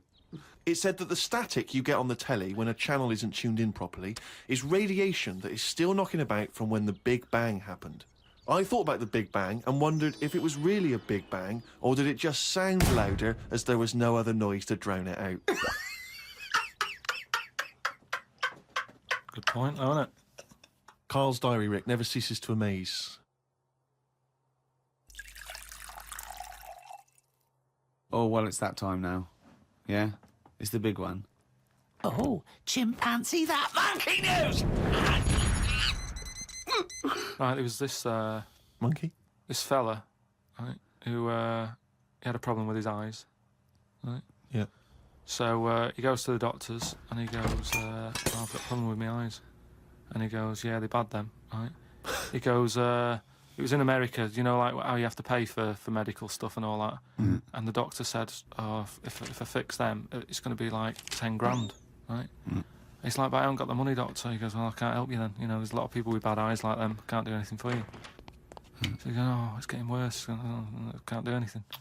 God. So anyway, so he goes home. Is that the price of human eyes, is it? So he goes home, he's looking in the paper, right? And he sort of sees in the adverts at the back. And there's a little advert there saying cheap doctors, right? No, bollocks. Oh no. No. So he's thinking, oh, maybe that's what I need, right? So he calls them up. Woman's there. She's like, wait, what can I do? He goes, I've got bad eyes and that. She says, oh, come in tomorrow, we'll sort them out. She's like, brilliant, I'll see you then. Right? So he goes down there and he says, right, you know, I can hardly see. My eyes have got in really bad state and what have you. Right. Need to have them sorted out. I don't know what you do, whatever you do, Right. I need Now, doing. his eyes are so bad. Can he see the doctors? He can... Not really, Can't sort really- of he's squinting squinting. and that. But you know, so he's like, "Do I need to see the doctor to, you know, have a word and tell him what problems?" She's like, "No, don't worry about that. Don't worry about just, No, I'd be comfortable if it's a... just you know, just let me inject you and we'll knock you out and we'll get on with it." And it's we'll like, get the well, doctor in. Can I just tell you something about chimps as well, just before you continue? Go on. You know, they don't have opposable thumbs. Now, which is why what- are opposable thumbs useful? Rick? Well, to grip something, to do anything like, you know, even simple stuff like writing, so let alone surgery. So without an But opposable can I just check thumb- now? Go So on. if I was a doctor and I was doing any form of difficult surgery, would I need opposable thumbs? You'd need opposable thumbs To be a And- doctor, And if without anything. you couldn't do anything. You couldn't. Thanks for clearing that up. Because the opposable thumb allowed something in our evolution called the precision grip. Right. So without that, you couldn't do anything. I'm just glad they've got that cleared up. Thanks. So anyway, so he's had the injection, he's nodding off and what have you, right? His eyes are sort of closing and that. He hears the door open, he sort of just sees this little fella coming in and he's like, hello, doctor. He's trying to, like, make a chat with it. Sure. But, like, he's just nodding off. No, just... Oh, he never or she, call it was doctor. it he or she? These people have done 7 years medical Deeply training. respected people. How could you call it it? So anyway, he thought, oh, it's weird he didn't answer, but, you know, doctors can be quite moody, you know, they're highly intelligent, they don't need... Especially little airy ones. Well, just idle chit-chat. There's no room for that, do you know what I mean? It's like, I'm here to do a job. Yeah, but you know, if I'm going in to have my eyes done, I want a little bit of idle chimp chat. So anyway, time passes, right? He sort of wakes up and he opens his eyes, right? And it's brilliant. He can't believe it.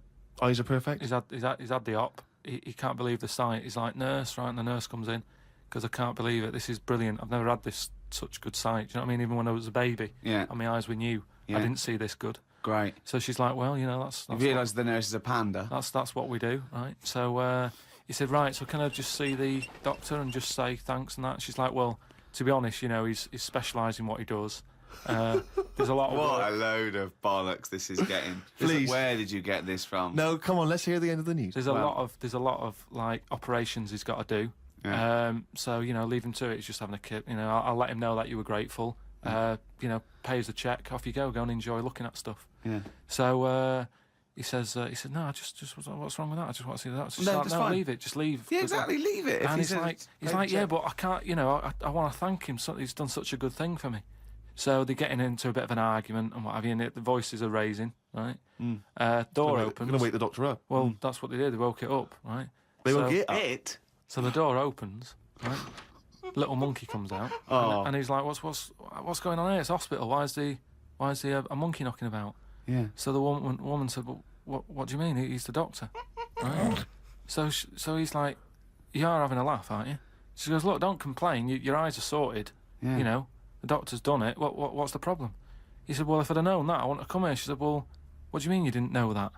She said, "The advert in the paper you read, it's like chimp doctors." That is the biggest load of shit I've ever heard. That really is the worst. What? And because his eyes were so bad, he thought it said cheap doctors. He saw the advert and it said chimp doctors, but because his eyes were bad, he just saw it. What as, journal is this in? It was years ago because it sort of says how the monkey sort of carried on working for a few years. He couldn't do anything Then about just it. He had to retired to leave play it. golf. It's absolute bollocks. He's There's tried no way. I mean, it's not even worth talking about. It's the most ridiculous thing I've ever heard. It's the most ridiculous monkey news you've ever heard, and that's saying something. Chimp doctors, cheap. It's easy mistake. With me, Steve Merchant and Karl Pilkington. Well, Karl, you failed miserably. The scientists stuck away. Right, one more chance. What's happened in the last couple of weeks? Just one more chance to... What have you seen in the last couple of weeks? Well, like I say, I don't really watch the news and that, so I can't tell them about that. But in a way, I think they're better off not knowing. I think that's the only good thing about being out there, isn't it? Not knowing about the bad stuff going on. Yeah. So I can't help them there. They don't need to look at the weather, do they? No, not enough. No. But tell you about the Pope and that. Yeah, it's pretty extensive. What about the EU Constitution and the no votes? What do you make of that? What are your views? What's the problem there? Oh, this isn't broadcasting, though, is it? This is nothing. Come up with something. Well, the fat baby, then, the fat baby that they found that was on the telly. Right. Well, what was that? It's just a little fat baby. That oh, for I don't know what. It's just a little fat kid and that. What? Tell what? It was on the telly. It was on the telly. But what was on the telly? You just said fat baby, fat baby, fat baby, fat baby on telly, fat baby on telly. You're meant to be telling them what's happened in the world. Tell me about the fat baby on telly. It's just they've found some. There's this illness called Momo, right? And they've just got this woman had a kid. It's really sad. It was on Channel 4 and that, right? And kid's born. You sure it wasn't Jimmy Carr? Kid's born and that, right? Momo? It's called Momo. Isn't that yeah. a Black Music Award? No, right, little fat baby and that, and there's only 3 of them in the world. These little fat babies. Right. And so one of them... they're in danger. How fat? Are you not telling what do you mean? How fat are they? 6 stone it was only 2. And there's 3 of them in the world, and there was this one, and there was one in Brazil. Are they like endangered? Is that the problem? Because there's only 3 of them in the world. I don't know. Are we worried? Is it like a conservation campaign? They're hunted for their flesh. No, it's sad. If you, I know it's easy to joke on that, but if you've seen it, you'd go, oh, it's a bit sad and that. Well, I haven't seen it, and I know nothing about it. Well, I've told you, there's 3 of them in the world. Okay, what else was on telly? Alright, Australia, how's it going? Just letting you know that I've got a DVD out right now. It's out now, available to buy. It's called The Moaning of Life. And it's me travelling about the world, sort of trying to work out life's big questions. You know, stuff like marriage, and is it all worth it? What's the point? Kids, why do people have them? Happiness, how are you meant to get it? Death, what you're worried about? It's those sort of questions. So they wanted me to sort of reference Australia a lot, to sort of make it seem like I've gone out of my way to do something special for you, but I don't know much about the place. What else did they say about you? That's always confused me. They say that you're down under. Australia, you're going down under. The way I look at it is, the world is floating about in nothing, isn't it? It's just in the universe. So who's decided that you are down under? Makes you think, doesn't it? How do you know? How do you know that you're down under? You could be up over. You could be right at the top. Because if you think about it, it's hot where you are, which means, you know, if you think about it, heat rises, doesn't it? So if heat rises, you're at the top. So it's up. It should be up over. You're coming up over, not down under. Just a thought. I've had that thought for ages. I had no one to tell, but now I'm talking to Australians. I just thought I'd run it by you. But it's thoughts like that that are on this DVD. Life's big issues. You know, is it up over? Is it down under? It's just a question, isn't it? I'm running out of ideas to try and sort of theme this around Australia. I just, you know, at the end of the day, I've got a DVD out. The Moaning of Life. It's out now. Look out for it.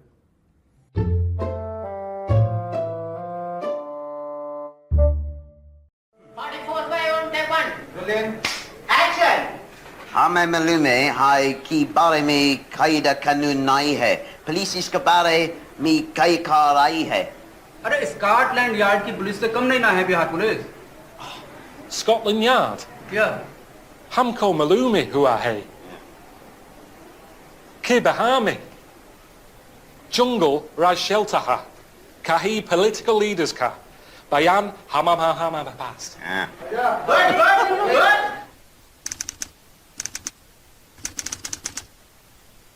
Rolling. Bye for take on. Action.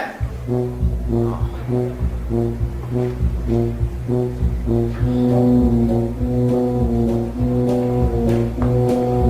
Connie. ये वही काले पांडे हैं ना जिसने आए इसकी I बीवी का रेप किया था? laughed, I just laughed. Sorry about that. It was good delivery. That was good. Hey, Connie. Hey, Connie. Sorry, I'll do it again. Right, go on. Do it this time. Hey, Connie. Hey, Connie. Action! Oh, sicko.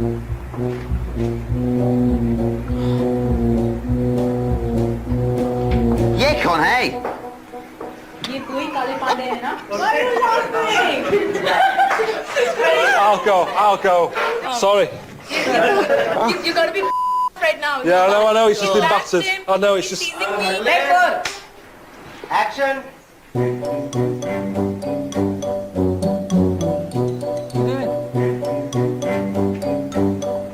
Yeah, Connie. ये वही काले पांडे हैं ना जिसने आए इसकी बीवी का रेप किया था? Can you just get a single on him? Just have the camera on him when he says yippee. And don't worry, I don't say, oh, it's really bad. Just think she's 98. Let her have a nice rest of the life. Yeah. But instead, she was there, and the annoying thing was, and they do this with a lot of people in hospital, they pump you with drugs, try to sort it out. They don't, you know, there's probably a bit of guesswork going on. Maybe. A little bit. Not as much as you, but go on. Right? And because of that, they sort of break wind a lot. So I'm sat there with my dad talking. Whoa. Drugs do that, Steve. I'm sure if there's a doctor listening or a nurse, they will clarify that if they pump you with all sorts of stuff, it wants to come out. Right. So you're sat there having a serious chat. It's a quiet hospital. The woman next door with the blue hands suddenly starts seeping gas, right? I start laughing. Because if there's one thing that makes you laugh, it's that, It's a 98-year-old woman with blue hands farting. So you try to hold it in because it's a really quiet hospital, and it'd be obvious that that I was laughing at, and I didn't want to be mean, but it was funny. And then it got me talking about my auntie, because my auntie Nora, she same thing, pumped her with loads of drugs. She used to have a cabinet next to the bed is like boots. She's got loads of stuff, right, for all sorts of stuff. And I mean, she's not that old, but she's on loads of stuff, right? She's a bit coked up, is she? She called up my mum once. And, yeah, you told us this. Go on, tell it again. And she said, "Oh, how are you doing?" And that. She said, "All right." Bit worried though. My mum said, "Why? What's up?" She said, "I've been breaking wind." So she goes, "Well, you know." She says, "No, but this one is going on and on and on." And she was like, she was like, what do you say? What's like passing wind, farting for 5 minutes. one thing, not like, you know, trumping and then nothing. Yeah. Continuous drone of a fart. Yeah. I don't think she had. How big was she? She must be the size of a barn. No, she's not that big. She's, you know, she's good for her age. No, Quite but I slim mean, and that, quite slim. No, It's but just- fighting for 5 minutes. Where's all the gas? Was she circular breathing? Was she sucking it in with her mouth? It was just, I don't know that much about it. But she called up my mum. About 2.5 minutes in. Could you hear it in the background? 2.5 minutes in! 2.5 minutes in, she called my mum up, and it went on for a further 2.5 minutes. Oh. And she just stayed on the phone, did she? Where The was- whole time, going, well- can you hear that? Well, Yeah. Did she hold the phone next to her arse? Listen to that. She was off the I'm ground. trying to work a tune down. she was actually hovering. She was 4 Yeah. foot off the ground Yeah. when they found her, the ambulance men. The cat's dead. Don't light a match! Don't light that cigarette! Yeah, it's like that advert. The kids come home from school, switch on the lights. Yeah. There they see Granny Yeah. hovering, turn the light on. Be careful if you have an elderly woman at home. Yeah. Drugs make you fart. So it was last week when there was a little bit of confusion over the one for Holly Valance. Of right? course. I don't think it was confusion, I think it was your error. No, it wasn't. And it because- was Holy Valance and you meant Pelmet. Then Becky, who called up that time and said, "Oh, if you're getting mistaken with Pelmet," right? She sent me an email in a week saying, "I've done a bit of research. It was my fault. I've made an error. It is a Valance." Okay. And I know about Valances, as I told you last week at the very end. My auntie loves them. Yeah. Right? She makes them. She started off just like putting them on top of the sort of window around the curtain. And then she thought, oh, I can do more with this. And she had a little coffee table that had magazines underneath, and she said, I'm sick of seeing them magazines when I'm sat down. She sounds like a Pilkington. So I'm sick of seeing them magazines when I sit down. So she put a valance round the table. She just got valances around everything now. Right? Then, next step, she tapes everything. She never actually watches telly. She tapes it all because she gets sick of listening to the adverts and that. So she tapes everything. So she's got loads of videotapes and that. And the video used to get on her nerves. When she was watching a film, she'd see the clock changing. And it distracted her from the film. So she put a valance round that. That's genius. So, that is or is it mental? Only Mrs. Einstein can tell. I don't know. She's even made a little Jack Russell look like a hovercraft. It's great. So everything's got a valance. If you go round and you stand still for too long, the chances are she'll put a valance around your head. This is this is Auntie who? Auntie Nora. And this is the one that farted for 5 minutes. Lest our listeners forget. Farted for 5 minutes. Called his mum, saying I'm farting. 2 minutes into the fart. She said about 2.5 minutes in. She said I'm about 2.5 minutes into the fart. Well, my mum said, how long's it been going on for? She said, well, it was about 2.5 minutes before I called you. And then it went on for a further 2.5 minutes or something. And, then it stopped. And, she couldn't type right because there was a valance over the clock. Because it used to annoy her when she was on the phone and you put her off seeing the time. She was guessing it was 5 minutes. This was one consistent fart. Yeah, I mean, it wasn't making a noise, it was just... Oh, it wasn't making a noise? Just gas. Right, endless gas. So, there you That's go. fantastic. I'm so sorry. It's like, right, listen, when I was a kid, right, and it's alright for you to go into women's toilets when you're a kid, it's like, oh, it's a bit cute, right, as long as you're not, like, over 15 or something, right? Right. But when I was a kid, I went into a toilet, and women, when they use their little cubicles, they don't shut the door. Some of them just sit down on the toilet, right? And you see everything. And, no, seriously, that's probably one of the first times I saw, like, a woman. That, right, and my Auntie Nora when she was staying over. What happened with your Auntie Nora? She was, she's into wearing caftans. Into wearing what? You know, caftans. Oh, yeah. What caftans? Big, bellowy sort of dresses. Right. And, yeah, I used to sit on the floor at home, in front of the telly. Sure. She was on the chair behind. Yeah. She did a bit of a, sort of a Sharon Stone scene. Oh, God. Yeah. Did you see it?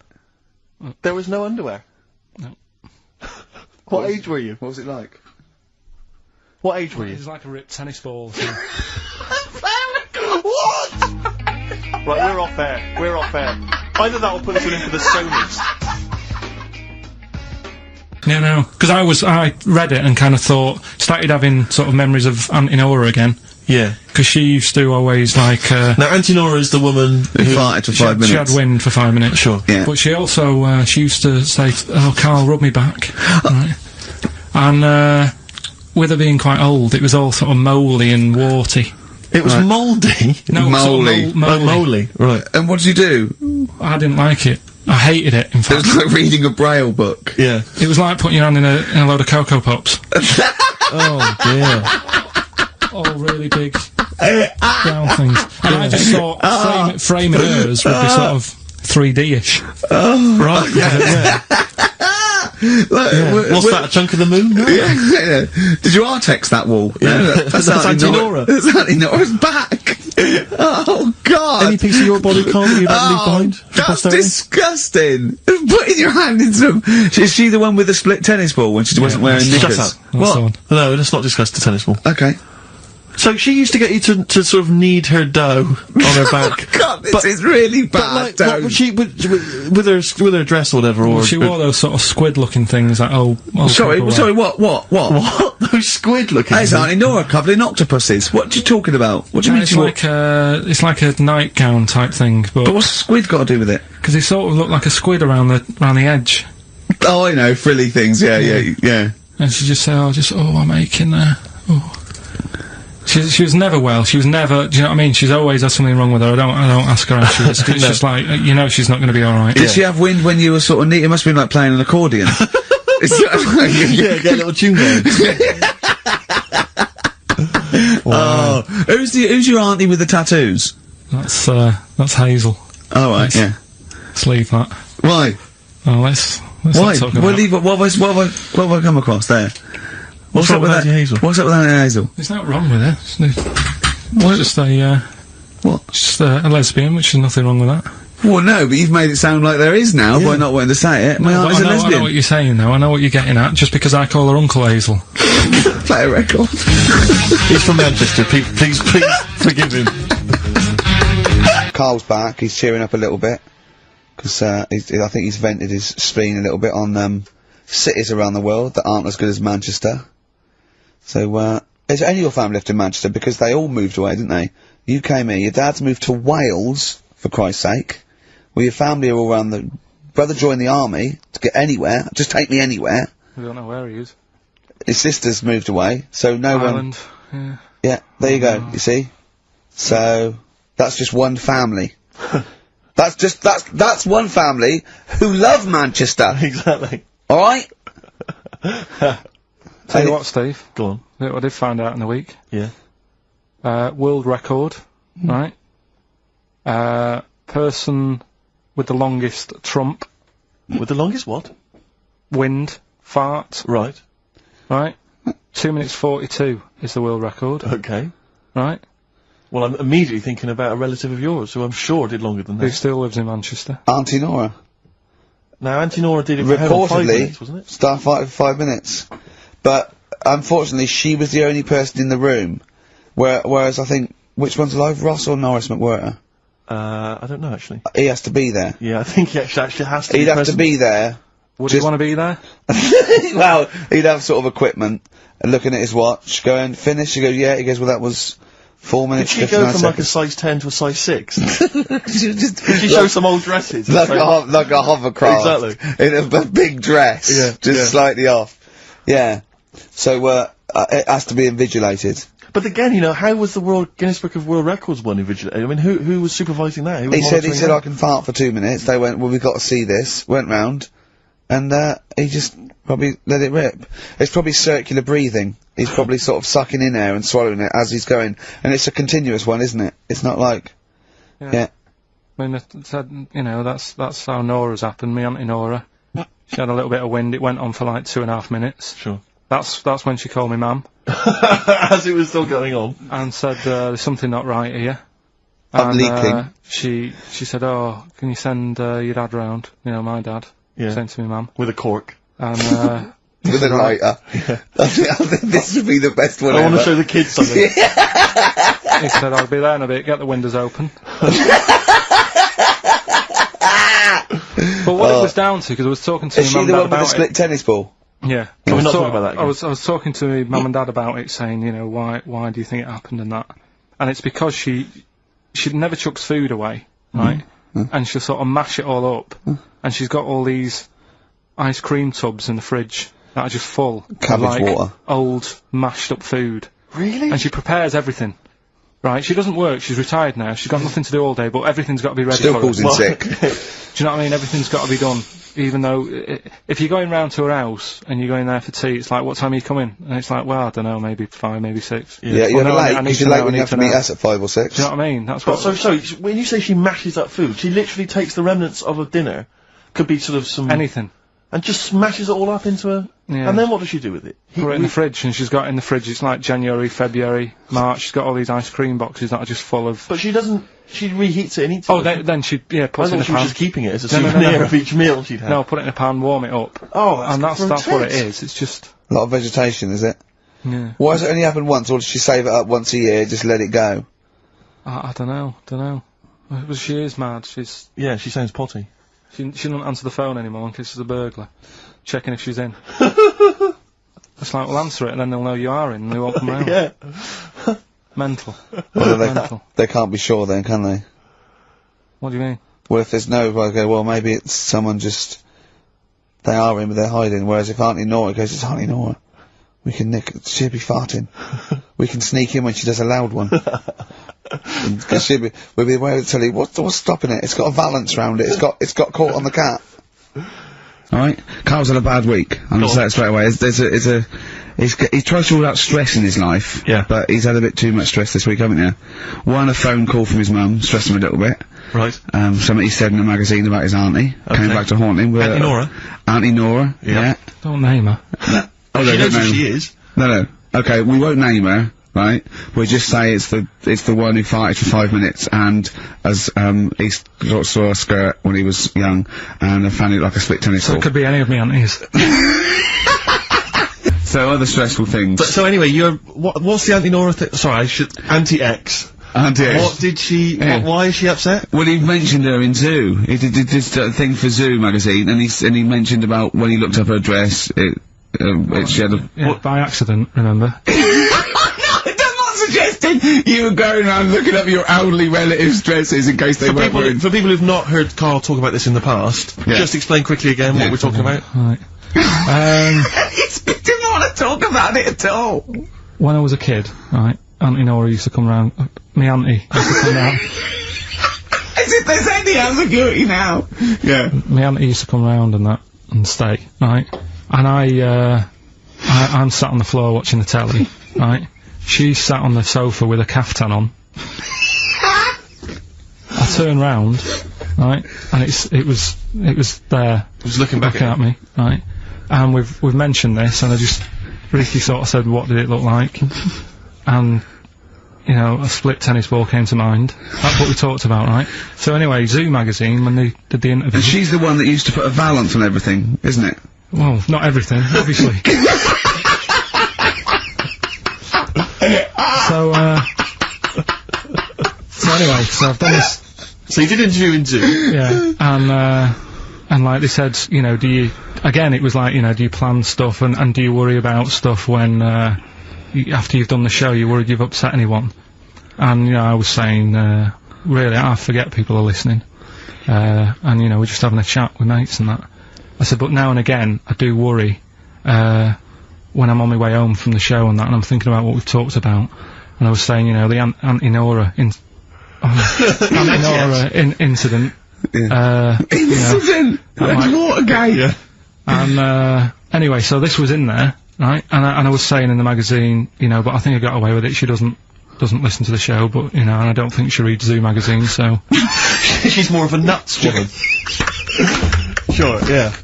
So, anyway, so my mum calls up the other week, right, and she goes, wish you wouldn't, you know, talk about Auntie Nora and that. And, I was like, oh, so how do you know about that?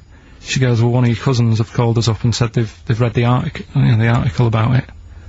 So yeah, that's why we don't want to talk about it, really. So he stitched you up. So do you know what Auntie X is made of this? Do you know if she was upset or not? Well, she doesn't know about it. Because, I mean, maybe she's always thought it looked like a split tennis ball. Maybe you're just in sync, you know, because you're relatives and stuff. Maybe she knew instantly.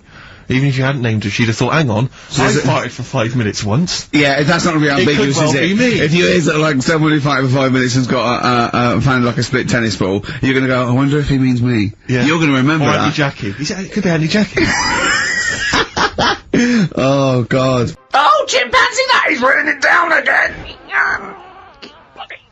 Yeah, this is where we read extracts from Karl's diary.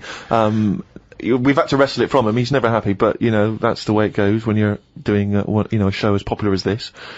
And I'm going straight now to this entry. My mum phoned and said that my Auntie Nora, classic Auntie Nora, wanted me to look on the internet to find out what the weather will be like in Spain at the end of November.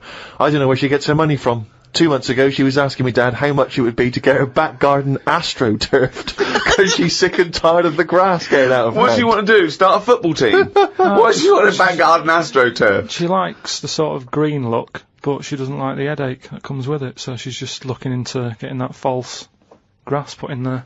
Brilliant. Don't know how much it is.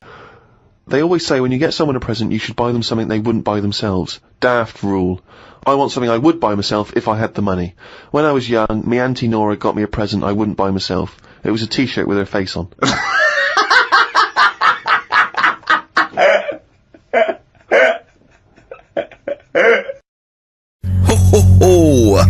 Placebo in this picture on XFM 104.9. 8 minutes to go. Let's make it a good 8 minutes, and then we can all chill out. Yeah, enjoy the rest of the weekend. Play the jingle. Oh, chimpanzee, that monkey news. Excellent. A particularly aggressive jingle this week. Wow. Yeah, looking forward to this monkey news. Carl. Right. Come on. So, what's her name? What? We've done... Sorry, what? Brilliant. We've done a lot of monkeys who, like, got involved in crime and stuff. Yeah. Right? We had the one on the train station, nicking a bag. Yep. We had the one who went into a bank.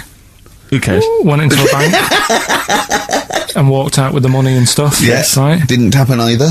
Next. But the thing is, you never sort of found out what happened to them. If they sort of got worse, got more involved into crime this and monkey stuff. news update. That would be amazing. Brilliant. What they found out in India is... Yeah. It's got a prison. It's just for monkeys. You mean wild animals? You mean a zoo? Yeah, a zoo or a kennel or something where it's been gone mental or something. No, it's a prison. Yeah, Prison. Is it? Does it have fraud cases? It's mainly sort of animals that are attacked things. And it's mainly violence. I bet. That's my that and theft. Say it again. Stuff. Theft. Say it again. Theft. Say it again. Robbing. No, let's go back to that word. We're going to keep doing it. We've got 6 minutes. You're going to say the word right before you go to Hastings. Well, you say it. No, because then you know how to say it. Well, all right, robbing then. It's been caught robbing. Say it again, though. So Who's robbing? Who's robbing? So they've got this prison. Right? This is extraordinary. Say it again. No, you're not going to say it? No, go on then. So they got a prison for them, right? And there's 11 of them in there, 11 monkeys. Right. That are in there for life. Because that's... I think there's one just got out on parole, right? No time off for there's 11. I'll give you the bit of paper because I thought this was... Weird. You thought it was a bit weird. Now, Carl, what are they in there for then? Because, I mean, they're in there for life, so I'm assuming it's murder, is it? Premeditated murder? They're not crime bosses, are they? They're not...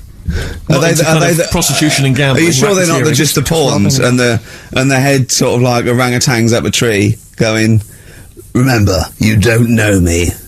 You're on your own. If I go down, you're all coming with me. You take some of your gorillas down there and sort him out.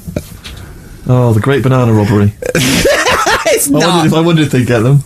Right, go on then. Okay, let me see. Now, I don't know what source this is, as ever.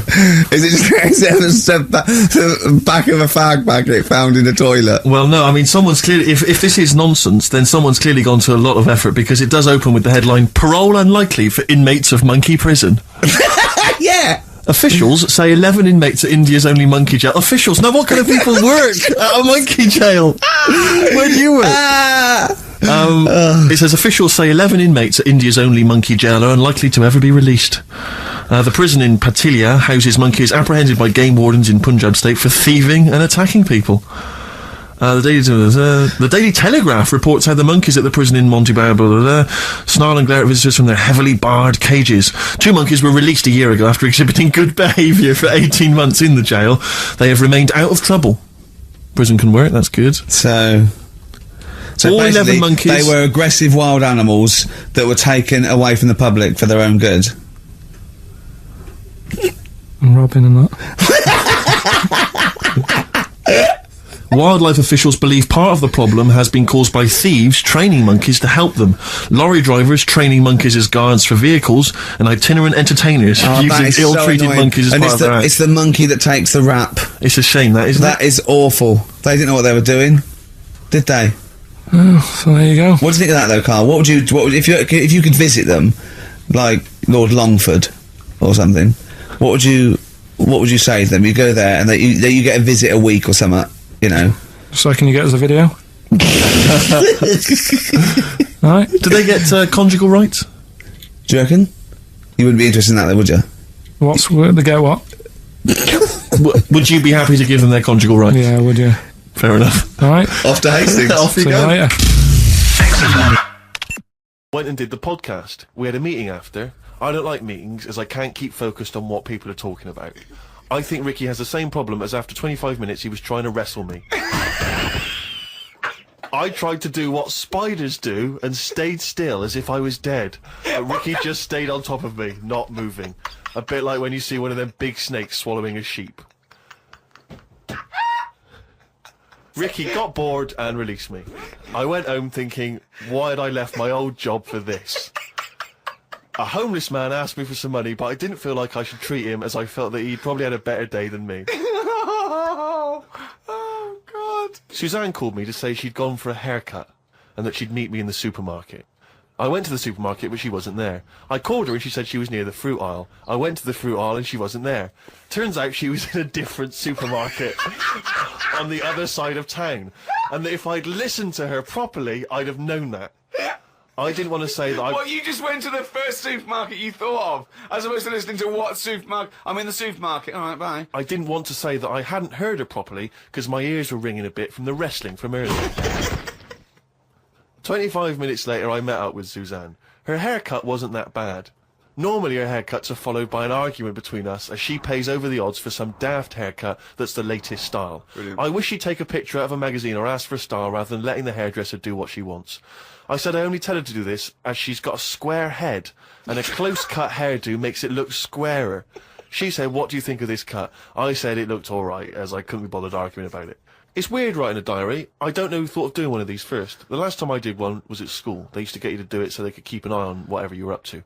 My diary used to say the same thing every night. Got home, went to the shop to get potatoes, bread, milk.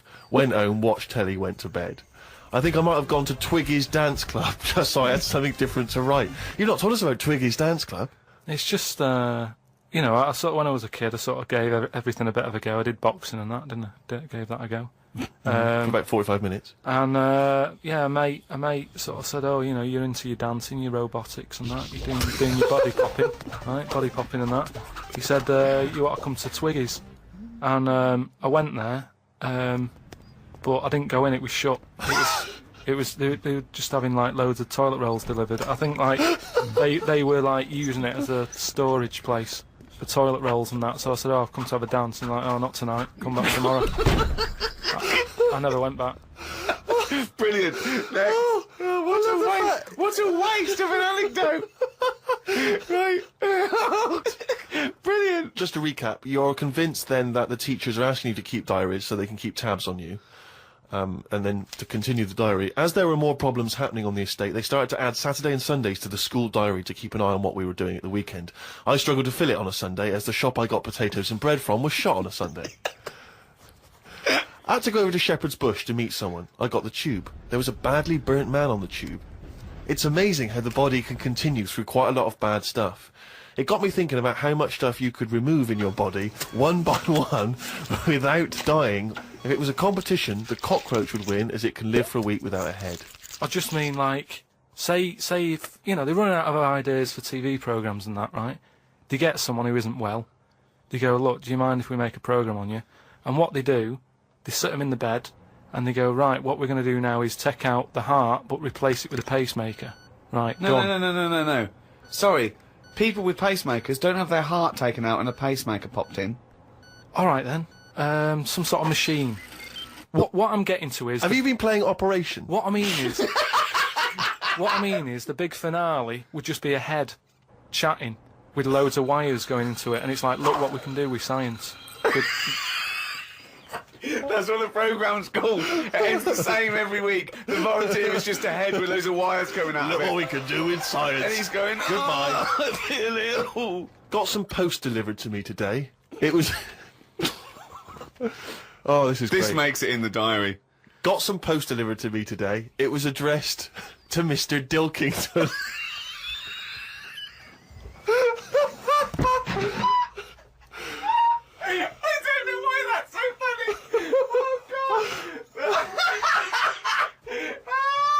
I got some post delivered to me today. It was addressed to Mr. Dilkington. I opened it and the first sentence read, Dear Mr. K. Dilkington, you're one of our most valuable customers. I put it in the bin. Thought I would learn some new words, as Steve always says I don't use enough different words. I read in the Fortean Times that the word whew means an ugly female ghost with drooping breasts.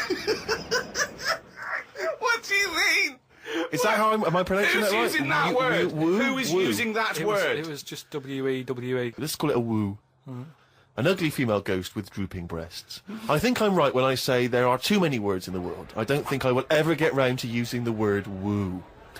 Watched a health programme. Wasn't watching it properly, but heard some doctors say that we only get so many heartbeats in a lifetime, so don't do too much exercise. I told Suzanne, and she said I probably hadn't heard it right. We got talking about death. Suzanne said she didn't like thinking about it. I said she might end up being a woo. I was chuffed as I'd managed to use my new word. I went to the supermarket to get tonight's tea. On the way, I stopped and looked in the fishmongers at all the different fish they had in the window. It's like a child in one of those kids' TV shows. I know! Mr. Pilkington went to the fishmonger. He stopped and looked at all the fish in the window. Hello, Mr. Dilkington, they said. There was a newspaper clipping stuck on the glass about a two-headed fish that they've made in Taiwan. I don't see the point in doing this, as a fish having two heads ain't going to solve the world's hunger problems, as the head is the bit you throw away. Invent a fish with two bodies, and I'd say well done. Good point, isn't it? Suzanne watched one of her favourite TV programmes. I've told her the telly only goes on if there's something she wants to watch. If there's nothing on, she has to talk to me about stuff I've learnt. Like Descartes. Watched a programme on him the other day. He is the one who said something like, I know I'm about 'cause I dream. Doesn't work for everything, 'cause ants don't sleep. I don't know if I'd like that or not. You don't know if you would like it if you didn't ever Not sleep. sleeping. It's just one long day. I don't know. Don't know how you put up with that. Do you think it'd be a good idea? No. Why not? Because, as you said, it would get a bit boring. You know, your sleep is your rest, your time off. It helps you detoxify. It helps you sort of think things through on a subconscious level. You know, But don't you ever get it where, I mean, sometimes it's brilliant to have a sleep when you're tired, but don't you sometimes feel that's like... the best time to have a sleep, when you're tired. No, but sometimes when you go to bed and you're not that tired and you're kind of thinking, oh, I'm going to waste some hours of my life now and I'm not really in the mood for this. Well, that's sleeping. just wishing you had longer on this earth doing creative things. I mean, if you didn't have to sleep, you could spend more time talking to a tortoise and going to the toffee shop.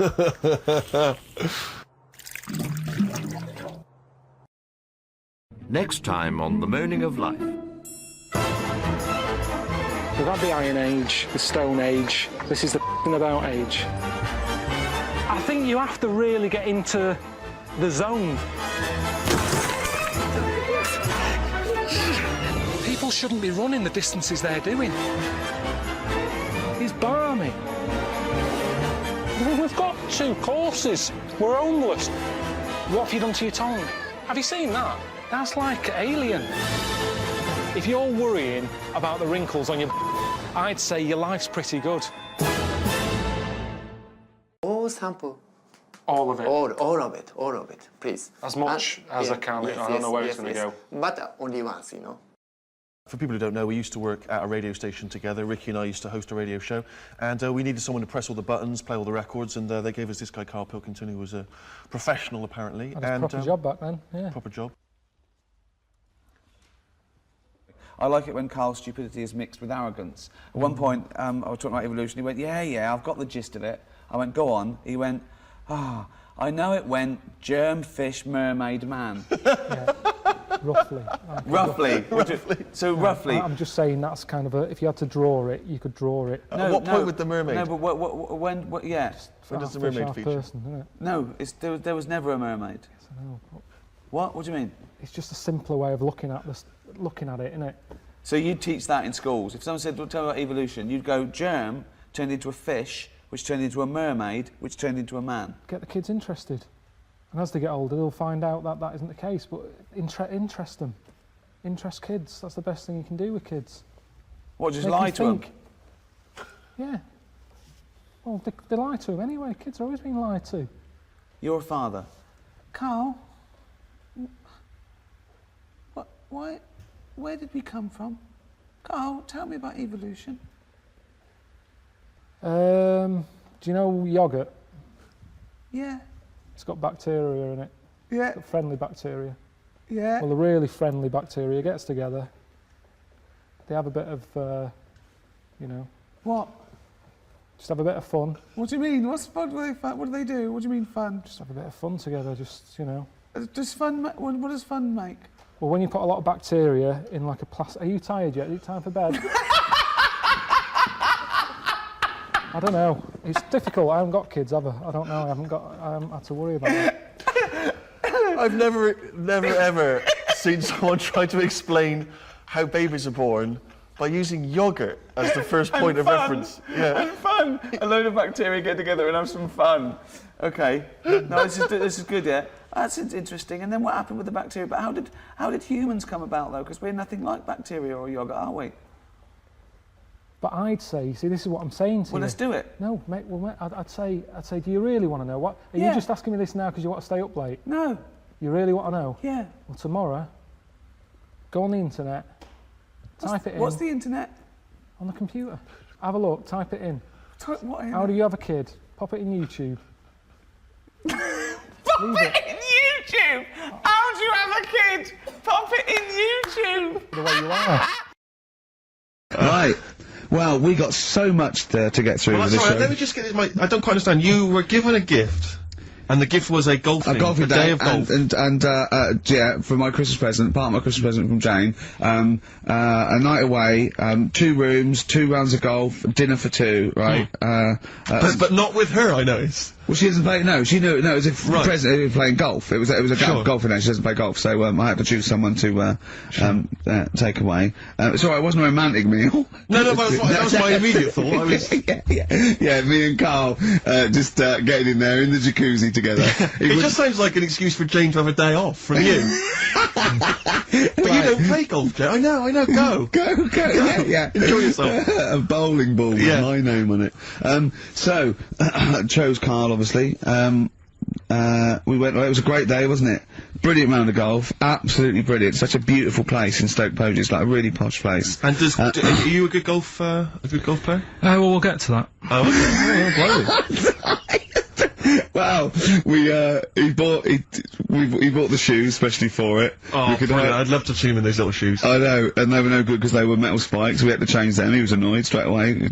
He spent over £22 on these golf shoes. We hired a buggy that was brilliant fun. I was bombing along, wasn't I? I don't drive, but it was great on that buggy. Well, you've been on a buggy with me, and you were a bit scared. Yeah. What? I nearly killed us once. I was just taking banks and things, but you don't see sort of bunkers, and he'd scream, go, stop! And he'd put his foot down the brake, and then I reversed. At one point he sort of did a handbrake turn next to the lake, and then we had to reverse, right? And you know, you just flick a switch and put your foot down. He did that without looking. I looked behind, there's a big oak tree there. He screams, watch the tree, right? So, Dukes of Hazzard. I kept jumping in and leaving him behind because I had to go to my ball. Anyway, the first shot, I got on my driver. I honestly did one of the best shots I've ever done. It went straight down. It was great. I thought, phew, got away with that because it's always the first one because it's a clubhouse and you want to look good. Yeah. So. He tees up, right? And I've been saying, buy some balls. He just got 6 balls. I was going, what if you lose me? I want these 6 balls, right? He tees up, right?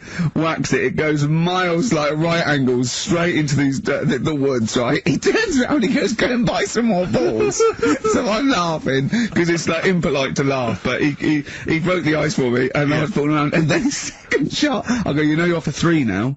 If you take another shot, he went, oh, right. So it's his 3rd shot, he puts the ball down. He hits the ground before it and misses the ball altogether. And I was on my back, wasn't I? Unbelievable. Actually rolling about on his back. And we were terrible. I went round 107, he went round in like 119 or something. Sure. It was just rubbish. How long did it take? 5 hours. Of course. And there was no one around, luckily. But it was fantastic. So then we go and have our meal. What annoys me, I said, right, I'll go for a run. He went, I'll have a bath. I said, I'll see you at 7:45. At 7:55, I have to call him. He's not ready, so he's let me down there. I can't stand lateness or laziness. You hate lateness. Yeah, and he's let me down. Do you know his excuse? He fell asleep in the bath because there was no light bulb. There's no light bulb in the bathroom. So instantly he fell asleep, and he was late. No, do you know what I mean though, Steve? If you're sort of like nice and warm and what have you. I was tired anyway, I've been stressed out for 4.5 hours, right? My life flashed in front of me a few times in that buggy. So it's all sort of wears you down a bit. I thought, right, I've got a headache. You're going for your run. I'm gonna have a bath. I walk in, put the light on. For some reason it didn't come on, but I thought, it's alright, I'll just, you know, doesn't matter, you can have a bath in the It's dark. summer, so it's light anyway. Well, there's no windows in the bathroom, so, yeah. So you were in the darkness? So I'm in the darkness. I nod off because I'm shattered. He calls up, asking me. So I said, well, I won't, you know, it doesn't normally take that long for me because, you know, I haven't got, like, long hair, I've got a dryer and shit. I can sort of one wipe. Yeah, he's already 10 minutes late, though, when I called. Well, 10 minutes. 10 wow, minutes. Lateness is lateness, next. It doesn't matter, dinner wasn't till 1:15, so we had, like, another 20 minutes anyway, so it doesn't really matter. Yeah, but we said 1:45. So he's calling up, hurry up, so I said, yeah, alright, so I get out, and dry and like me tackle and what have you. Calls back again 30 seconds later. You know? No, I don't, No? you know, I You don't like you're that. not gonna do that, no. You better wipe. 30 seconds later, come on! So I end up going downstairs to the meal area. Naked. With a wet shirt on and wet socks. I've got headache as it is. Meant to be a relaxing weekend. But anyway, so we have our meal, which is really nice. And then we're sitting in the bar. I'm having a cigar by the fire. Yeah. Like, we're having a rather nice Pinot Grigio. Yeah. He's there going, I've got a headache. Is this 1955 that you live in? It's so right. We are knackered because you know he's not used to work. I've seen him moaning, falling asleep. He's not used to it at all. And you've been on your feet for over half an hour. Yeah, right. So yeah, we didn't even walk around the golf course. We had a buggy. Yeah. Wasn't even exercise. So we get onto conversations. He's talking about. He's asking me stuff about evolution. What about tell me that? Why did the giraffe? What's that rubbish about the giraffe getting a long neck? I said, well, it didn't try and get a long neck. It was selected. And he said, but why would evolution do that? I went, well, you think that evolution didn't do anything? There's not this consciousness, there's not this will that a giraffe has to stretch its neck to reach the leaves. One had a long enough neck to survive and pass it in. He was going, yeah, but why did evolution? This isn't. But by the way, this isn't the most stupid thing. This is warming up. This is about 8:45, right? He said, why didn't evolution make a giraffe good at carpentry so it could build a ladder? Right. Yeah. Okay. No. All right. Okay. So he's thinking around it. He's trying to pick holes in evolution. Yeah.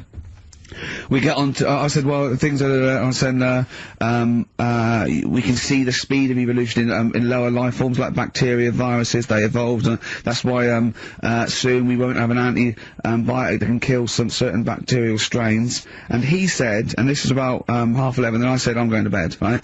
He said, in the future, they reckon that you'll be able to wake up and eat a yogurt you can have a chat with.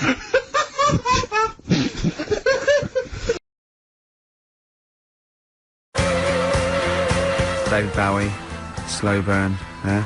Quite a Eno trilogy feel about it, Lodger and sort of low type, yeah. But, yeah. Enjoyable. Now, okay. That's stressful, isn't it? I think we've got things working now. We've had people coming in and out, just shaking their head going, shouldn't have bought that desk. But it's all sorted now, I think. And, you notice how it took, about 25 minutes for them to come down as well, though? Do you feel like we're maybe quite low in the pecking order in the building? Definitely. You know, it's like Capital First, Capital Gold. They can shoot off to other sort of pirate stations. Yeah. People's car radios, then they come back here. Oh, dear. Oh, I had a job at Richard Sounds. Light fitting was buzzing. Yeah. Now, but we've got, thanks for staying, listening. Right, okay, educating Ricky. What have we got? Airy Chinese kid, go on.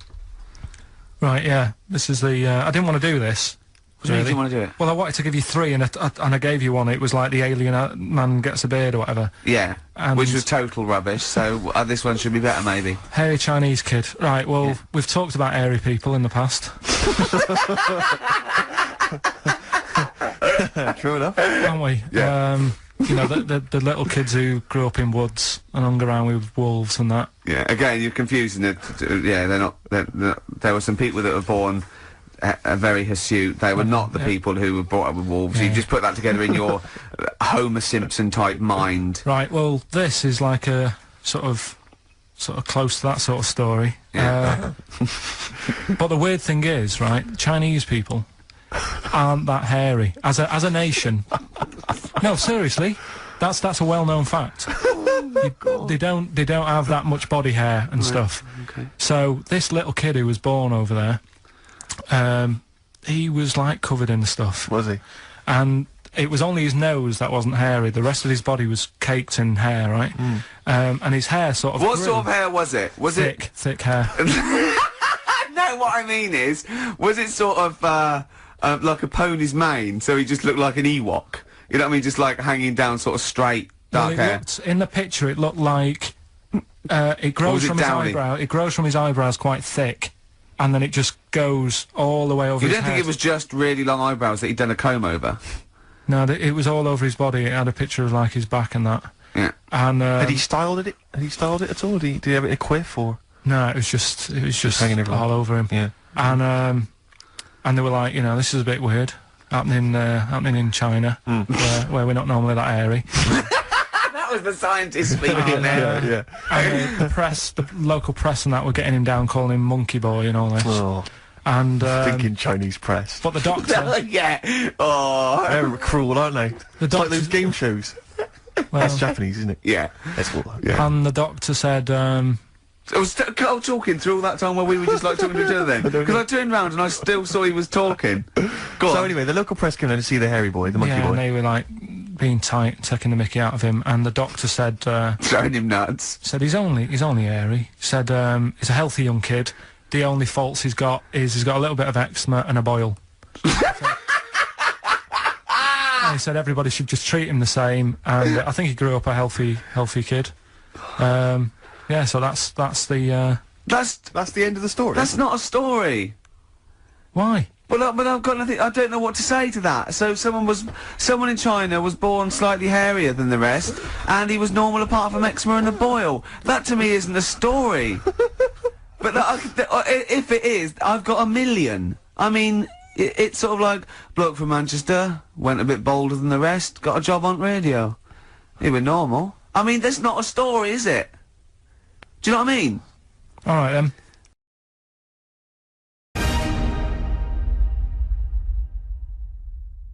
I had an injection to sort of protect me from dirty chimps. Learn English, all pulled together. Anyway, what was my point? In a few words, your gut reaction. Yeah, Your gut reaction isn't wise, because it still hasn't settled since all these places. I don't think that's going to have a clue. Right. A little bit of a blob with a head on it. I mean, really weird looking stuff that you go, I don't know what it's doing in the world. In the end, they ate one. Oh, God! To be quite honest, I thought he'd be a bit more virile. Even though he's 23, his penis is actually 102. Why did he have that put on? Why did he have it put on? Is this any use? I don't know what this is. No, nothing wants your penis. You'd be surprised. Honestly, there's some weird stuff out there. Now everyone's saying to me, you've seen the Amazon? That's amazing. Well, how come the stuff that lives in it doesn't want to live in it? You'd rather live in my knob than live in the river. So you're telling me that I'm meant to be lucky. That's what I'm saying. Nowhere safe. Bring Suzanne, your girlfriend, back anything from this trip? Yeah, I got her like a turtle like you blow into its arse and it makes a tune, but she hasn't played with that.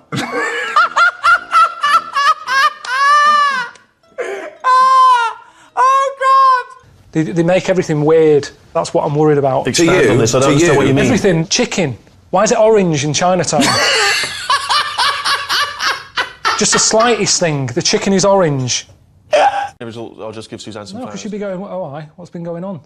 If I built her that, she'd be going, what's been going on?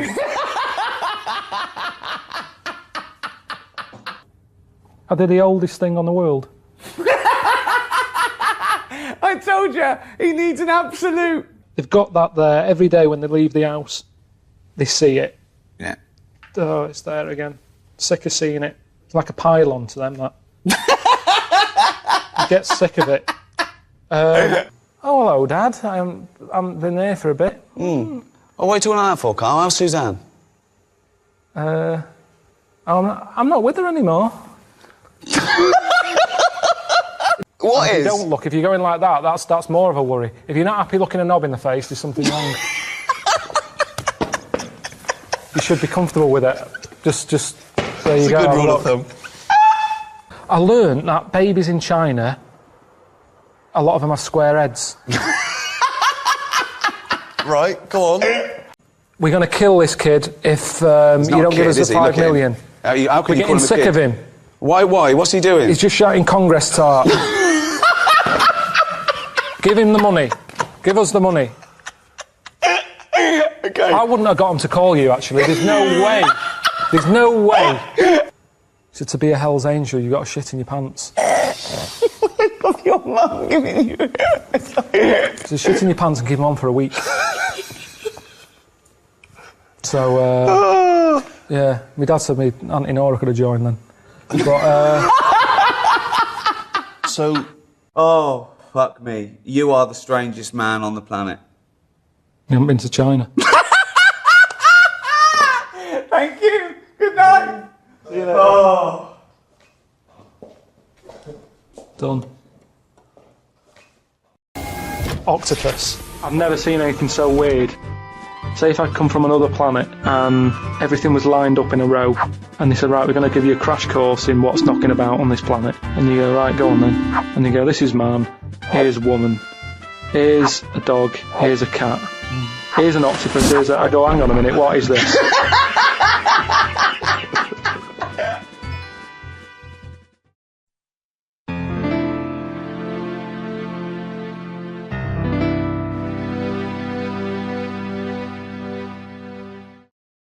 I said to Suzanne, I'm sick of it. She's going, you need to do it when I get a new kitchen.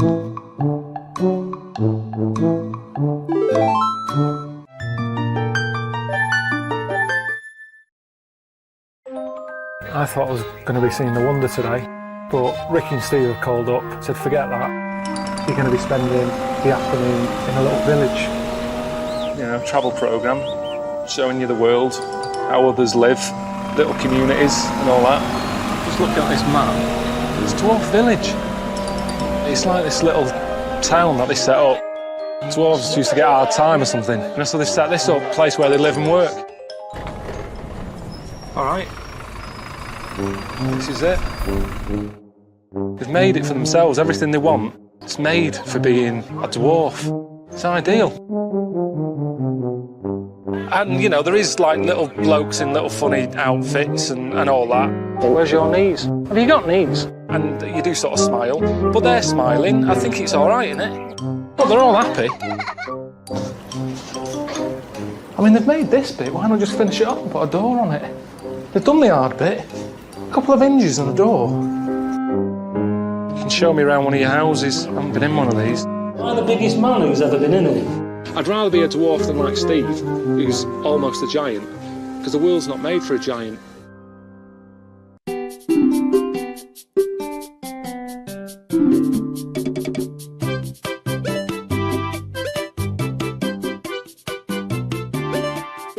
The skill of this. I'm doing a little bit of woodwork. Looks amazing. I mean, that's not crap, is it? So, if all your work dries up, they're not making another Star Wars, you can't dress up as a little monkey, you've got no money coming in, you wouldn't think about coming here then? Definitely not.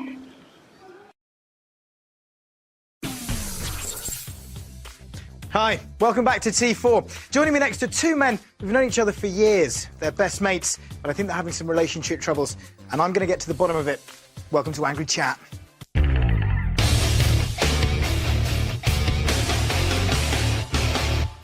So today we're going to see if we can help two men settle their differences. Let's meet Ricky and Karl. Thanks, guys. Thanks, Ricky. Karl, thanks for coming in. Ricky, we're here to talk about you and Karl. Right. And your relationship. Yeah. Okay. How do you feel about Karl? So how do you feel about your friendship with Karl? How would you describe that? He's my best mate. He's got a little round head. He's honest, hard-working. Sure. Sees the world differently. Okay. That's all fairly positive stuff. Karl, over to you. Your friendship with Ricky, how would you... His trousers on. I'm going to stand up. It was a bit stand up. ridiculous. That's a little bit... I'll keep one hand there. Carl, let's talk about your friendship with Ricky. Known him for what? Let's get into the 10 room. years? 10 years, yeah. Right. First time we met. Tell him the first time we He met. hit me on the head with a mobile phone. Because I wanted to see what noise it made. Because I'd never seen a head like it. It was totally round. I wonder if it made a round noise. I said, don't do that. He said, all right. He put a dustbin lid on my head. Yeah, And then also because the dustbin was totally round, so I saw how bald it was. I wanted to see what noise the phone made. It made a good noise. Then I noticed there was a bin that would fit. It did fit. What else do you want to know? Well, this is quite good stuff so far. I mean, how did you feel when he hit you on the head? It's just a surprise. Was it a surprise? I wasn't Okay. expecting it. I mean, I don't think Terry Wogan's radio producer got it on the head with a mobile phone from... This is when you were producing him? Yeah. It's when you were producing him? Yeah. They said when Idiot Abroad came out, they said, oh, I'm bullying him. But why would he do it? You know? That's a good question. Why do you do it? Just like you doing this. Yeah? Paying the bills. Paying the bills. Making the money. So is that how you describe your friendship with Ricky? One of pure necessity to pay the bills? There's a That's pretty part sad. of that. You know, I mean, it's a partnership. Yeah? It's like... There's an understanding. People don't realise that we're best mates. So when they see you doing these shows like An Idiot Abroad or the podcast, it looks like bullying, winding you up. What would you say to them? Don't worry about it, honestly. Which I don't think they are. No. I think the people at home are not bothered. They're just watching it and going, oh, it's all right, I quite like this. Yeah. They're just as bad if they're at home watching Yeah, if it was bullying, what are they doing What are about they it? doing? Exactly. They're not getting onto Esther Ranson. No. They're not sorting the problem out. Yeah. They're not worrying about it, so don't worry about it. We're mates. 10 years. Yeah? Yeah.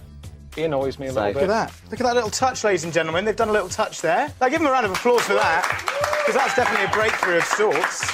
I mean, he does get on my nerves a bit. Yeah. Sure, who But doesn't? That's I my could job. annoy him. If I didn't get on his nerve, nothing would happen. I know how to annoy him. Yeah. He wants me to do things like this. I only do the odd thing with him because I Yeah. don't like doing it. Yeah. So that's my little bit of control. He goes, come on, T4. I go, I don't want to go on that. No. I don't want to go on T4. Well, let's do it. You're having Let's a great let's time. do it. Let's do it. Let's do it. Okay.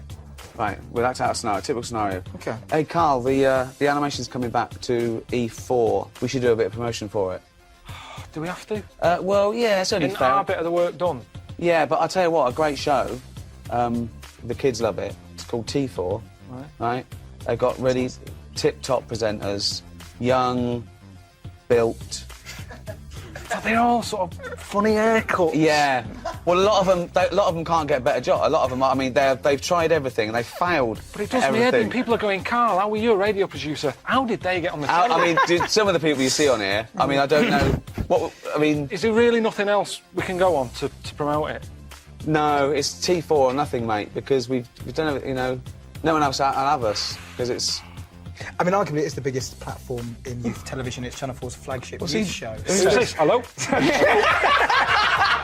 Hello? All right, then, let's go on it then. Who is it? Who's on there? It's a fella in a tight, shiny suit with the most enormous quiff Right. you've ever seen. All right, I'll Yeah. see you later. Be careful if he kneels down and touches you. All right, see Because you he's in a been bit. in trouble for that before. Cheers, mate. See you in a bit. See you later, mate. Okay. And on that note, I think shake on it, guys. Shake on it. Cheers. And give them another round of applause. Join us next time on Angry Chat when we ask, where are you putting your hands? With Kermit the Frog. Up now, here's The Big Bang Theory. Right, I don't know if you saw the thing the other week about the fella who's on that quiz show. Who? Sort of Oh, right, okay. gay Who? fella, straight, sort of man, woman. thing. What are you talking about? Tell me the. What did you see? Tell me what you saw. It's, This is like a kid come running in and he's seeing something frightening. It could be an alien, could be a ghost, could be a paedophile, and you've got to get exactly what actually saw out of him. Right, what did you actually see? It's just this fella who's a woman. Right. Right, okay, right, try and talk like a human being. Right. It's a quiz show that's coming on the telly, and it's this woman. Right, is it a fella who's a woman, or is it a woman? Bit of both. That's why I'm talking about it. But what do you mean? Is it a pre-op? Is it a transsexual? A transvestite? Is it a lady boy? Is it an hermaphrodite? What is I'll tell it? you about it. Well, tell me. I'm telling you. It's a woman. Well, it's a man. Oh, No, forget listen, it. Listen, no, listen. Come on. What? It is a man. He is a man. Well. Oh, Christ's sake! It's a TV programme where they've got this man who's Transvestite or television? It is a transvestite, yeah. So but the problem is, I'll tell you, just because you don't know about it, the programme is... I don't know, I still don't know about it. I don't know anything about it still. I don't know. It's a woman, man, woman, man, woman, TV programme, look, TV. No, it's a man who is now sort of half a woman. And... A man who is now half a woman! No, well, this is what's weird about it. He's got the top half, but not the bottom half. What do you mean? He's got breasts and a wig? But he's still got his boys downstairs. He's Why got, do you do that? his caps and the boys What are do you do still that there for? in his wide fronts. Why but that? upstairs, he's got a lovely pair of dumplings. Why do that? Well, he's halfway through. But why not get it all done in one go? Maybe he couldn't afford it. Well, wait until you've got all the money. That just looks a mess.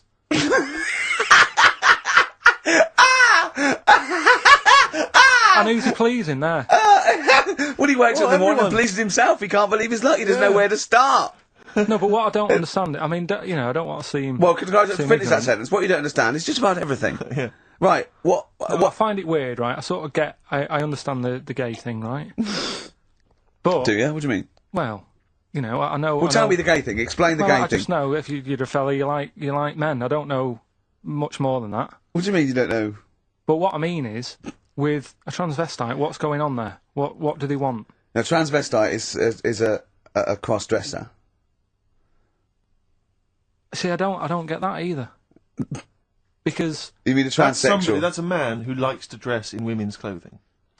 It's not necessarily... They're not necessarily gay. They're or not gay. straight They're or often anything. not gay. They just happen to like wearing women's Those clothes, aren't yeah. But then why not wear women's clothes that could be seen as a bloke's... Like Suzanne wears jeans. No, but they... Yeah, Just but that's buy the women's thing. jeans. But that's their problem, is it? They like being seen as a woman. They like being seen as a woman. It's not just that it's more comfortable, or they'd wear a kilt. They like being seen as a woman. They feel more comfortable.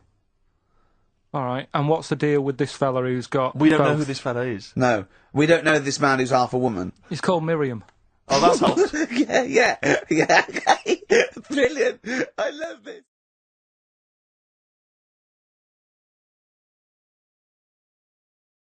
Karl was in Heat this week, and they mentioned that he does this thing on Sky. What is it? It was this thing with Richard Bacon, some programme about watching telly, and you just talk about what you're watching and that. And he was annoyed because he said because his parents are there, and so he's not doing it. He's not going to turn up because they mentioned it in Heat. And so his parents might watch. Yeah. Why are you I worried don't- about that? I don't like him watching stuff, do I? I told you. It dates back to when I did Little Donkey at school. Sure. I don't want people watching me. What's that? Just renew us on Little Donkey. What happened? It was just, you know, I was there to play the drums and that, in We Three Kings. I was loving it, you know. I got a bit carried away. How old were you? About 13, Yeah. right? Really? Probably. Yeah. About 10, no, about 10 probably. you know. Yeah. Go on. 6. Jesus. 6 and Where old were you? What school were you at? Okay, you were playing Little Donkey. So, and, No. No, You but it must- was one of them schools where everyone sort of was in the same one. Do you know what I mean? Oh, a Manchester school. Yeah, just What the do one you classroom. mean? Well, it's like... What, sweeping chimneys in the day and then 1 hour of learning? What are you talking about? What school were you at? Was it infants, junior or I secondary? didn't really do that. It was What one where... do you mean? You did that? They still have to abide by the laws of the land in Manchester. No, but it was a lot more... Like you had infants, but Yeah. you also had, like, the older lot. There's kids there who, when you're in the younger year and that, you'd see kids and you go... Talk English and use terms that people do when they're talking about schooling. I don't even want to talk about this. No, how old were you? What? Oh. I'm guessing maybe 6 or 7 or 8. So you went from 13 to 6? Yeah, but like I say, it's hard to remember because... Imagine if you were giving evidence in a trial. Yeah. How old were you? I don't know. Yeah. I mean, I don't know. I can't really narrow it down other than 7 years either way. You know, theoretically, Yeah. he could get called up for jury service. Right, Karl- on jury service. Karl could be responsible for Yeah. someone's rest of their life. Yeah. Because jury service, that applies to anyone. Anyone could get sent the form. I think you're obliged to go unless you have a really decent reason not to. Imagine it was a really, really important trial. Well, what annoys me is that isn't it supposed to be you're tried by 12 Good of men your and true. peers? 12 good men men and and true. Yeah. Good men and true. And women, of course. The only these thing days. I can hope is that the defence attorney would wheedle out Karl at an early stage. Oh yeah, objection. I object. Yeah. Why? I object. Have you heard of something called Rockbusters? Yeah. Well, sorry, you can't just object on that. Okay, then what if I tell you my client, standing trial, is a little gay Chinese fella? My What would you suspicion do? is he's prejudiced. So how does it work then? How does what work? What do you mean? You just get called up and you have to do jury service unless you've got a very good reason. And it's not, I normally have Mondays off. Yeah. Oh, you wouldn't like that. Oh, yeah, or you have to get there at 9 I've got o'clock. to prepare monkey news. Yeah. Oh, you couldn't stand it. Just wouldn't do it. I wouldn't, What would you say? say, oh, don't get me involved. Because I got involved once. Don't get me involved! No. What do you mean you got involved once? Well, with the police and that, when I lived in Manchester, I saw a bit of car crime going on. Right. And I got involved. Hassle. I'm telling you. How did you get involved? You phoned the police? Yeah. Yeah, because I thought, well, I know, well, that's just it, but I thought, I'd hope somebody did it with my, Yeah. So, and it's just a hassle. Loads of phone calls. Canary. Having to stand on a balcony of this, tower block that I lived in. Police shouting up at me. I'm stood there with my underpants on, right? And what it was, a car had been robbed, right? Mm-hmm. So I call up the police and that, Yeah. right? Said, right, listen, car's been robbed. And they said, where is it? I said, I don't know, just across the road from where I live, right? So I tell them where I live. And Where they go, do you live? How old were you? 13? So she's asking loads of questions and that. I'm saying, look, whilst you're asking all this, they're actually getting away, so, will we leave it? And she's like, no, we'll track it down, blah, blah, blah. So I said, well, look, I work nights. What could you see? You could see some I could see some lads just pushing a car. Pushing a car? Yeah. That's how they steal cars in Manchester, is it? Yeah. Everywhere else in the country, they're getting in, they're driving them away. In the south, they drive them away. Exactly. You usually sort of like In start the Manchester. engine. Could get away a lot faster. What do the police do? Push their panda car after them. Exactly. Say, come on lads, don't cheat, don't get in the car. They're just pushing it. It was late at night and that, and Oh, I suppose okay. you don't want to start the engine. Of course you don't want to wake people up, not when right? you're nicking cars. Of course you don't. Alright, No, so... no, no. So, is it Late working at for night? you? Hold on, they weren't Hey, gay. They to weren't the gay, bus were stop. they?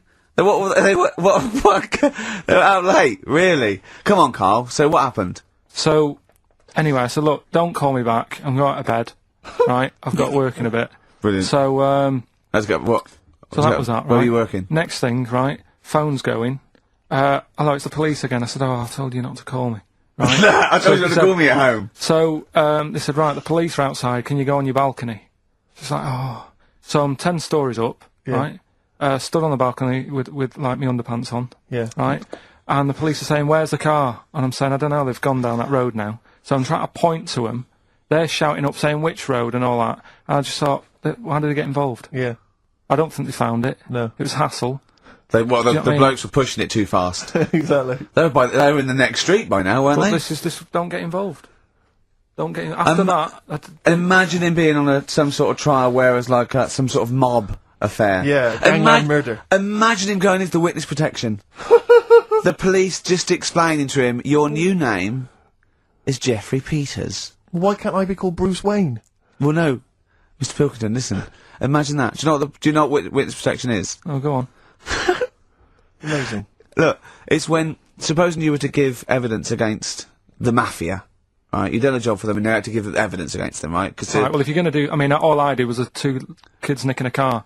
Yeah. Don't start messing with mafia. No, listen, of course not, no. But imagine you were in the mafia, and that you got caught doing something, but instead of going to prison for the rest of your life, you said, oh, well, I can give you Mr. Big, yeah? So they go, okay, give us Mr. Big and we'll let you off, right? So the police go, right, okay. I got handed this leaflet in Soho. So you say, okay, well, I'll give you names. They go, right, we get evidence in court, and you go, yeah. They go, right, we'll have to get you away because you'll be done for. So you give us all the names of Mr. Big, right? We'll give you a new identity, a new passport. We'll let you go and live in Canada for the rest of your life with Suzanne, right? So why have I got to do all that? Because they'll bump you off, won't they? How did you know it was me? Because you have to give evidence in court. So they go, oh, Pilkington squealed. So you got to change all your life. Yes. Yeah. They've killed someone. Yeah. Yeah. Well, look, you just know. No, you're giving them in to keep you from going to jail. So you don't want to spend the rest of your life in prison because you're involved in something or saucer or whatever. It doesn't matter, Carl. No, listen. I'm just. How would the mafia know that I've said something? Because you say in court, those are the people. He's Mr. Big. He's Mr. So-and-so. He ordered the hit. Don't you know anything? It's a lot of messing around, though, isn't it? But So I've got to leave this job, yeah? Yeah, I think they might try XFM first. I'd have to... What? I'd have to bin Suzanne, would I? No, you she can can take go her and with live with you. You have to cut off all your ties with your friends and family, though. You can't contact them. You got to leave them behind. Would she have to change her haircut? Possibly. When did the murder happen? Yeah. What would the new identity be that you choose? What would you choose for yourself? What name? Probably, I wanted to be called Brett when I was a kid. Okay. Right. Brett what? Brett Pilkington. You got to change your surname, yeah? Yeah. Well, yeah. Yeah. Maybe go X-Directory. Where would you move to? Probably back up north. No. Well, no. No, don't do that. Don't do that. Can I suggest, maybe, Brett Hanson and go and live in Australia or Canada or something. Well, maybe when they're not operating, maybe, you know, and they just forget it. You might have to change your identity as well. You might have to grow your hair. Well, you can't grow your hair, but maybe wear a wig or a moustache. What would you do? What would you wear?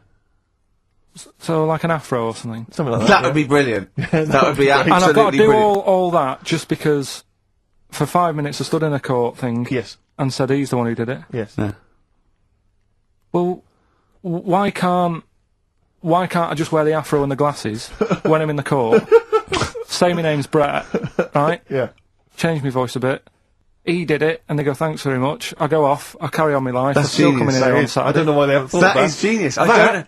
discounts all the witness protection scheme. Why don't they do that? Yeah. So they go, well, I'll go to court as Brett Hanson Yeah. with an afro. I don't like that. Yeah. Right, and then when I come out, I'm back to Karl Pilkington, still talking like that, but without the afro. That is perfect. You've got. Why don't you call the FBI and say, listen, I can save you billions of dollars a year. You're a genius, Karl. Right. XFM 104.9. Sorry, I was going to Sorry, back go on. announce that track and just mention it was Elliott Smith and the track Son of Sam. Well, I think I just better ask Karl a couple of quick questions about Hitler. Then we can you know get on with our lives. Okay, we can tick that particular box. Yeah, put that. Yeah. Okay, Karl. Put that particular dictator to bed. It's week 3 of his education. You've nailed Rasputin and Che Guevara. I don't want to lose complete sight of those. I'll maybe ask you a couple of those in the week just to so you keep your mind on it. But Hitler. Tell us the story. What have you learned? Do you want to ask some questions? No, not really. Just sum it up in a minute. What do you Can't think? do it in a minute. Well, can I ask some questions then? Where was he born? Austria. Tell us about his early life. Right, he was a young lad. He Brilliant. What in his early life? Okay. Yeah. what's the name? His mum was his dad's second cousin, which is a bit weird. Yeah. That is weird. They had 5 kids. He's going, yeah, it's usually first cousin where I come from. Oh, that's unfair, isn't it? There's no need for that. There Go was on. there was 5 kids, but only 2 of them, including Hitler, including him and his sister survived. The others died at an early age. Okay. Right. Anyway, so they grew up, and the mum died and the dad died and that, and he thought, oh, what am I going to do? Because he didn't do well at school, didn't have many qualifications. No. Liked art. Did he have a GCSE in history? Liked art, right? And then, so he said, right, I'm going to go to Munich. I missed a bit out, actually. Jewish people were in Austria, he didn't really like them. Okay. He thought they got, you know, special treatments and stuff, and just didn't like them. So he went to Munich, and he joined the army. Right. Yeah? Yeah. And he was in the army, and he got injured. Right. So he went to hospital, and whilst he was in hospital, the World War I ended, and he was like, oh, God, I want to... I was enjoying that. Yeah, well, you know. So... Don't, because you're breaking the concentration. Yeah. Sorry. I'm not even sure I want to join in on this one, just in case. Okay. Right, go on. Right, so... so He was in hospital. He was in War hospital. It gets a bit better. He's never that fit, though. He's one of these blokes who was always ill. Was on something like 30 tablets a day or something. Comes out of there, joins some other army. Right. God, you know, I knew it all this morning.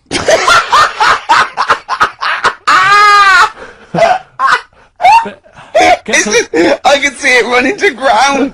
I just see his face going, I'm not nailing the fact, am I? And joined another army, and he was moustache. Listen, let's try and help you. So Here's a good bit. I remember this bit. He thought that war to men, right, was like childbirth is to women. That's how important he thought it was. All right. Right. So it's like, you know, you fight for 9 months, and at the end of it, you own something, right? Yeah. So he goes on and all that. He's in Berlin. Yeah. And he's fighting his way through, like, you know, trying to take over countries and that. And he does he do Berlin? Does he? Sorry, wait a minute. Is he Chancellor yet? What year is it? 35. Let's skip the kind of climb to power. Then he's now the dictator of Germany. Right, he's in charge, yeah. And this is when, you know, he gets his own back on the Jewish people and that, and he's got his own little armies, and he's setting fire to Jewish businesses and all this. And anyway, cut a long story short, he please do. He when he came to like fighting Britain, came a bit sort of unstuck. Yeah. Right. Started fighting. Not back. so easy, is it? This world domination, Adolf. Britain was there.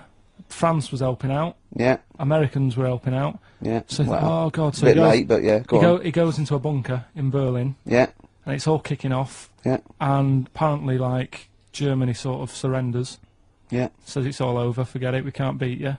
He was really annoyed with this, and he thought, oh, I can't show my face around here. So he. Because it would be embarrassing. He's with his missus, who nobody knew was his wife. Right. Eva, in this bunker. Yeah. And so he said, I've had enough of this. He shoots himself. Yeah. She poisons herself, and the chauffeur buries him or something, or burns him. Right. And in all the time he was in charge, 50 million people died. So that's 1918 to 1945. Yeah. Between it felt like that. Between Travis and the Red Hot Chili Peppers. Next week. That's fantastic. That's remarkable. I have to say that you sort of lost your grasp somewhere along the line, because you started off confidently, but you lost your way. I've had a really busy week, and last night I was like whizzing through it. Sure. And then this morning I woke up, and you know, Suzanne had been away for about 3 days, right? Yeah. I hardly spoke to her. She's been busy, I've been busy. First thing to say when I wake up, oh, just ask me some stuff on Hitler. You are romantic. That's great. That's how stressful it's getting. But I knew it all this morning, honestly. No, but that's fine. I think you've summed up the, you know, you've done that. Right, just for a bit of balance, I've got your next week's homework. It's the same series. There's little books. There's tiny little books, just 3 inches long by 2 inches wide. Crammed with so much information. There. Winston Churchill. There you go. You'll enjoy that. Yeah. I'm getting a bit bored now, though. This is what happened in school. Think of the listeners. Did really well in infants. Once got to secondary, lost interest. Was it the breakup between you and Harris? And Zoe? I wondered if you spiralled into something there. Yeah, because it's like all these other, you know, these men of history. They always had sort of things happen in their early childhood, didn't they? Maybe yours is the Zoe Harris dress incident. Well, let's just refer to it as the Zoe incident. Yeah. From now on. Yeah. Yeah. Winston Churchill, the bit I left out in the Hitler story, Hitler was scared of this man. Yeah. And I can tell you something else about Winston Churchill. Go on. He said he can remember being in the womb. And he was born in a public toilet. Play a record.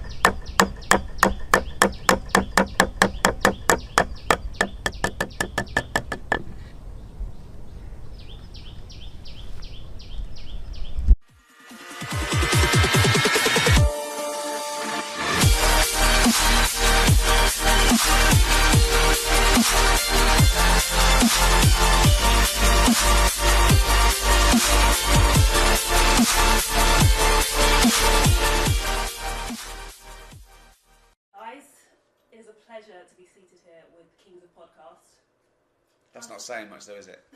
Kings of podcasts. Yeah. It's not like the Kings of Leon. No. That would be cool. Or the King of France. Yeah, he's even better. Oh, it'd be great, wouldn't it? The King of France. Now, what's he like now? Is he still around? I don't know. Oh, they beheaded him, didn't they? Really? Yeah. That wouldn't be good then. Kings of podcasts is the best, isn't it? Audiobooks. You prefer that time? Kings of Audiobooks. Podcasts are free. We make nothing from podcasts. Let's get it right.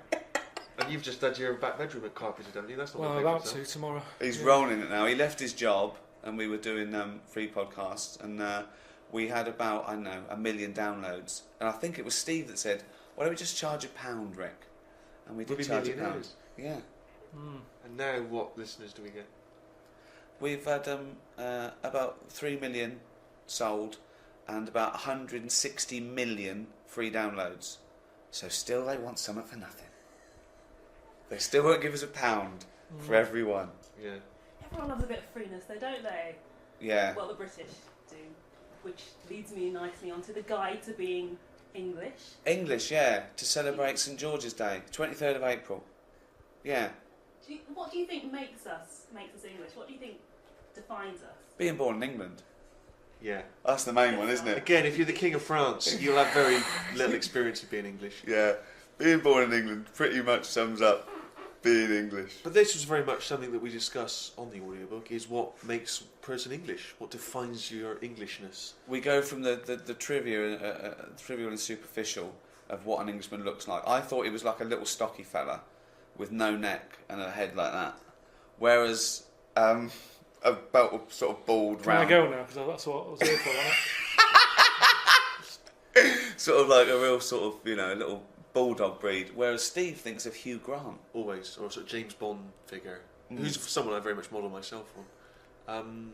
Yeah, that's how I pictured the Englishman. Although I've never seen James Bond's glasses fall across the room when he was fighting with someone. No. It would all be over, wouldn't it? He'd go, Miss Moneypenny, can we get Q, can we have some elasticated things on these? That wouldn't happen. No, it's true, but it's one of the reasons I rarely fight international spy rings. But Karl, what was your take on the English? In what way? Anyway, right. Just answer any question. I don't know what it means to be English anymore. I don't know if I feel English. Look at the body language. Look at the body language. I feel more Polish. I don't know what that means. Just because whenever I walk past sort of builders and that who are Polish, they'll always sort of give me the nod. The look that I've got, I think I look more Polish than English. I think. I'm just going off that, off foreign builders and that. They always sort of give a nod. Any Polish in you that you know? What do you mean they give you the nod? You're walking past a group of builders, you don't know if they're Polish or not. No, you can tell they're Polish. How can you tell? They're just the way they look. You can tell they're Polish. And the builders, there's the first sign. Racist. Oh dear, now this is quite a nice email from Paul. He says, let Karl know that I have a Chinese friend called Oi. Imagine the confusing and amusing situations we get into. We're out and about in busy Soho. Oi! Is his surname come here? Or lightning wit from Karl. Wait till you're 30. Yeah, I know. Brilliant. Is that good? People love the webcam. I don't know what they're interested in, because all I get is a picture of Karl's big head. It's not a big, it's just round. Oh. Got it right. Yeah. And we've still got Karl to take off my sock for 20 quid. Okay? Let's do it now. Let's just get it over with and do it now. Come on, Karl, let's get our cash out then, Rick. There's £10 right there. No, you don't owe him, because he owes you 10, so I just have to pay him 10. Okay. Yeah. So, go on then, just take... Not whilst co-player here. They've had to shoot off. My suspicion is that, like the cow story, the worm story is not true. But and why would he get so sort of uppity about it? Well, imagine if that wasn't the first time he'd done it. Imagine if he did that every single time he was with somebody for the first time and Robin was just met them. He will tell that story to anyone. But they do say there's no smoke without fire. Oh, Robin!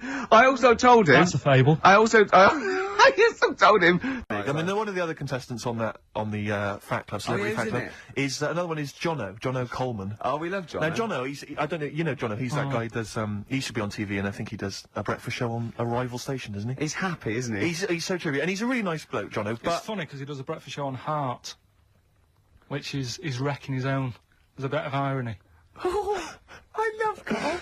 Thanks, Karl. Do you know what I mean? Yeah, I love you. I can see where you're coming from. Yeah, that's good. I don't blame him, because, I mean, there is some cracking stuff on cable TV. There's some great stuff. But I was flipping through the other day, and on digital TV, you can see what other shows are on while you're watching something. I was flipping through, and there was one, and it was called... Now, when are you ever in the mood to watch a TV show called I Survived a 200-pound tumour?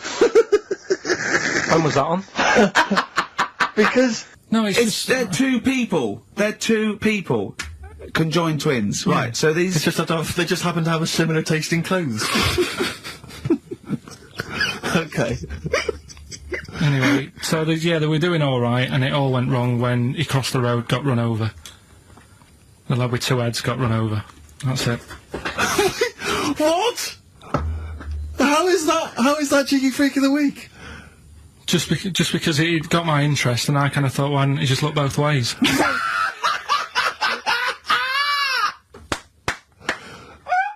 I'm intrigued to know Why wasn't he looking both ways? I'm intrigued to know how you get run over. What was it, 1629? Yeah. Well, it's horses, isn't it? Wasn't it? Yeah. Oh. If you could be tall or short, which would you rather be? You know, put yourself in my shoes, perhaps. Not fair. No, I'd I know, he's out now, isn't he? He's out. Did he walk out? I think so. I think that's it, from what I can... No, I think next week they kick him out, because I read something about, they get rid of him next week, because of his attitude. And first time I read it, I thought he'd actually ate someone's hat. but it was... You lost me. Got rid of him because of the attitude. Oh, everything you think of now is puns. You can't get puns out of your head, can you? Oh, Carl, you're great. Look at his little face. He's so pleased. How long have you been working on that? You've got to give him that. That was a real joke. Look at his face. He knew it was funny. It was meant to be funny. He said it to be funny, and it was. Well done. Well done. I'm just interested. I just want to dissect it because it was brilliant, and I'm wondering how long have you been working on it? About 2 weeks. Yeah. Well, it's good stuff. It was worth the wait. This is more frothy. Liz Hurley lying low, apparently, at Elton John's house to try and avoid the press now that she's had a child. That's a good place to go to avoid the press. Exactly. Yeah, yeah, Elton John's house, yeah. Everyone seems to be friends with Elton John, don't they? Every celebrity's When friends did he pop into Elton John's house? What, is he running some sort Well, of... it was like when Robbie Williams was a drunkard and a drug addict, he went to Elton John's. Yeah, and who's the other fellow that went there as well? What, someone to, you know, to recuperate and shoulder the crime? Is he giving out false passports? But I and, don't know like, if people have seen his history. He's not the man of, you know, I mean, I know he's cleaned himself up now, but, you know, maybe that's it. Maybe he's got this kind of insight into how to deal with celebrity. Yeah. What do you think? I think it's just genuine mates with him. I think he's just like a friendly I bloke. think she's been doing too much lying low in the first place. That's part of the problem, isn't it?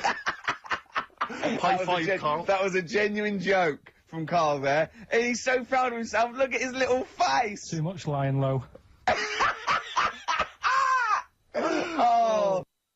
You realise that wasn't Dixon's policy then. Exactly. They don't At usually that shout moment. you tosser as you leave the leave the shop and walk down Camden High Street. They're not usually shouting you tosser. You should have took the offer of, like, the monthly payments they've got on at the moment.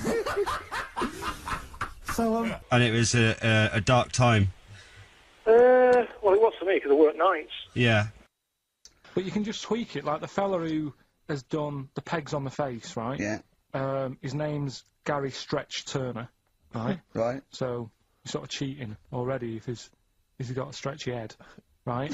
but You are, right, you are one of the most stupid humans I have ever met. Well, get me in the book. Right, well, name some of the bands. Names of the bands. Nile. Go on. Right. That's one of the bigger ones. What else is there? There was a woman who's had a breast insured for 150 grand. Right. Okay. Okay, More what? information there? What? Third party fire and theft? Don't know, it just had a picture of her with them, like, you know, out. I just thought, yeah, he should get them covered. He's done another real joke! Brilliant, that's a proper joke. He's done, look at his little face, he smiles. I'd like to see you on one of the sort of TV panel games. If they could bring back sort of celebrity squares, Yeah. it'd be amazing as the centre square. Oh, that would be Wouldn't that be incredible. extraordinary? Sorry, does Barbara want her face being there? No, I'm just saying if that's what she's into, then I don't She's mind dead. popping... She's dead, yeah. So, isn't she? Isn't she? I don't think she Just is. be careful, because you can't libel the dead, so I want to make sure she's dead before we start saying horrendous things. But I don't think she is dead. I'm almost certain she's not. I don't think so. No, she's not. Phone, is Barbara Carlton dead? 08700 800 1234. I'll have to get Chris in. So listen, right? Yeah, and I reckon on the day before, I'd do a lot of things in my left arm. Give it like a big day out. Get it to do lots of things. Yeah. Do something. I mean, if everyone followed this example in the world and put the left arm in the air permanently, we wouldn't really get very far, would we? Oh, it'd be a nightmare for cab drivers. You'd be flagging them down. There's loads of questions coming for you, Karl. Karl Pilkington. It was like, don't walk through a river that's full of snakes because... Good work, good advice. If you've got a kid in the car or in the house, turn your radio down if you don't want them to hear stuff like this. But, yeah, they go for your tackle. Why? I don't know, they just do. They think it's another little snake. Maybe. With swollen cheeks. Earrings. With earrings, yeah. Or an anaconda in my case. With one eye. Put new grout in, they look as good as new. Thanks, Anyway, time for the news. He knows the format of 5 Live. Thank you, Karl. Bye-bye. No, I think we came second. This really tarty girl who did Madonna, like a virgin. And I thought, yeah, right. Like you are. She was a right ropey little woman.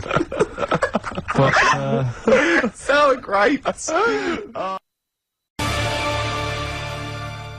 than TV. I just think there was a kid who grew up in our avenue, right, on the estate, who, when it was born, right, we kind of thought it's got no chance, this kid, because its man was a bit of a rumman. You know, a rumman? Where's that? No, just like, you know, she liked going out and having a fag and like having a drink, and she's never at home. It's the one who had the horse in the house. Sure. Right, which I don't want to go over. Sure, it's old news. It's out there, isn't it, if you want to find out about the horse in the house. But she had a kid, and everyone was pretty surprised when they saw it, because it was a good-looking kid. She was surprised, because, like, you know, the man wasn't that good-looking, the dad was a bit rough. But it came out, and she was showing it around the avenue, going, look at this I've had. And she was chuffed with it, because it's probably like one of the newest things she's ever had, because everything else was always sort of second down and what have you. But suddenly she's got this brand new little baby, right? Anyway, as it grew up, right, those looks went. Right. And I'm not talking getting old, I'm talking by the age of about 3. It looked rough already, right? And all that just happened because that's the life it was in, right? Yeah. So like it had like a patchy head. Its hair. It what? It had a patchy head. A patchy head. It's just sort of.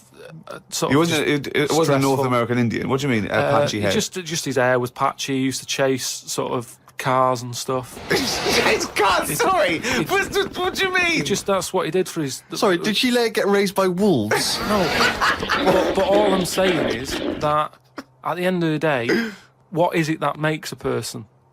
Do you know what I mean? Now, I don't know what state he's in now, but maybe he learned all his mistakes by the age of 4. Well, the only time I wanted a wig was when I did jury duty once, right? And it was annoying that I was sat on the jury right in front of, like, these criminals, right? Everybody else has got disguises. The judges have them wigs on, right? That's not disguises! That's a disguise. That's why judges wear them, right? So no! Well, then why did they print their name in the paper and have a picture? What do you mean it's a disguise? Well, it's a disguise, isn't it? No! If it was a disguise, they'd go in with one of those glasses with a nose and the beard attached if it was a disguise. All judges would look like Groucho Marx if it was a disguise. Well, I'm just saying that's what annoyed me when I was sat there on the front row, right? I couldn't have been any closer to the criminals, right? I was sat there and I thought, why didn't I just pop a little wig on or a pair of glasses? I would have loved to have seen you in the front row at Crown Court. No, because I'd love to see it because in this country you're not allowed to show pictures of jurors. You can't take photos in a courtroom, so there's always these sketch artists that draw drawings, and it's on the news. The idea that we'd have seen 11 people and a sort of Krusty the Clown figure would have been amazing. Yeah, I would love to see the artist do an interview, because it would be like complicated people. Oh, hey, he looks characterful, and then just a little round Charlie head. Brown. Charlie Brown sitting on the end. Okay, Carl, you're in charge of the world now. You are this. You're all powerful. You're like a god. Okay, you can do anything. You call all the scientists, and they go, "What do you want of us?" Oh, orange-headed one. What the fuck do you want of us? Right? What do you want them to do? Go. What do you say?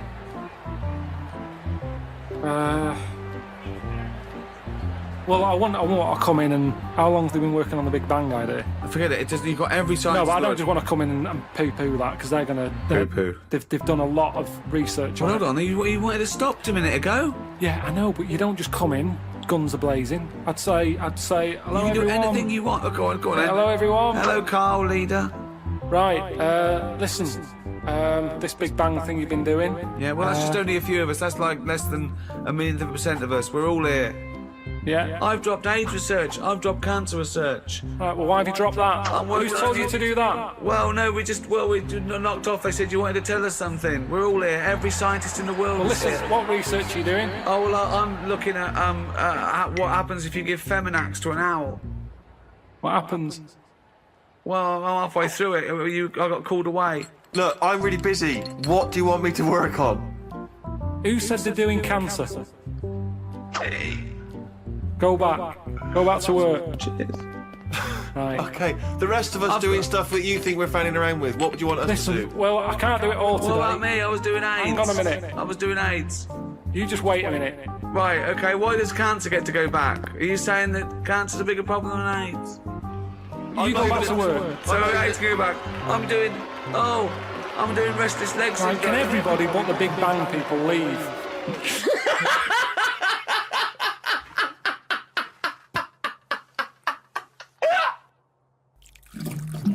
These words of wisdom will be inscribed on a wall of a museum one day. Proceed. I think trousers are going to be stopped being made.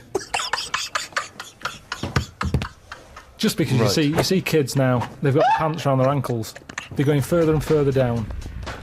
So I think that's evolution, just getting rid of the trouser. Right. It's just dropping naturally.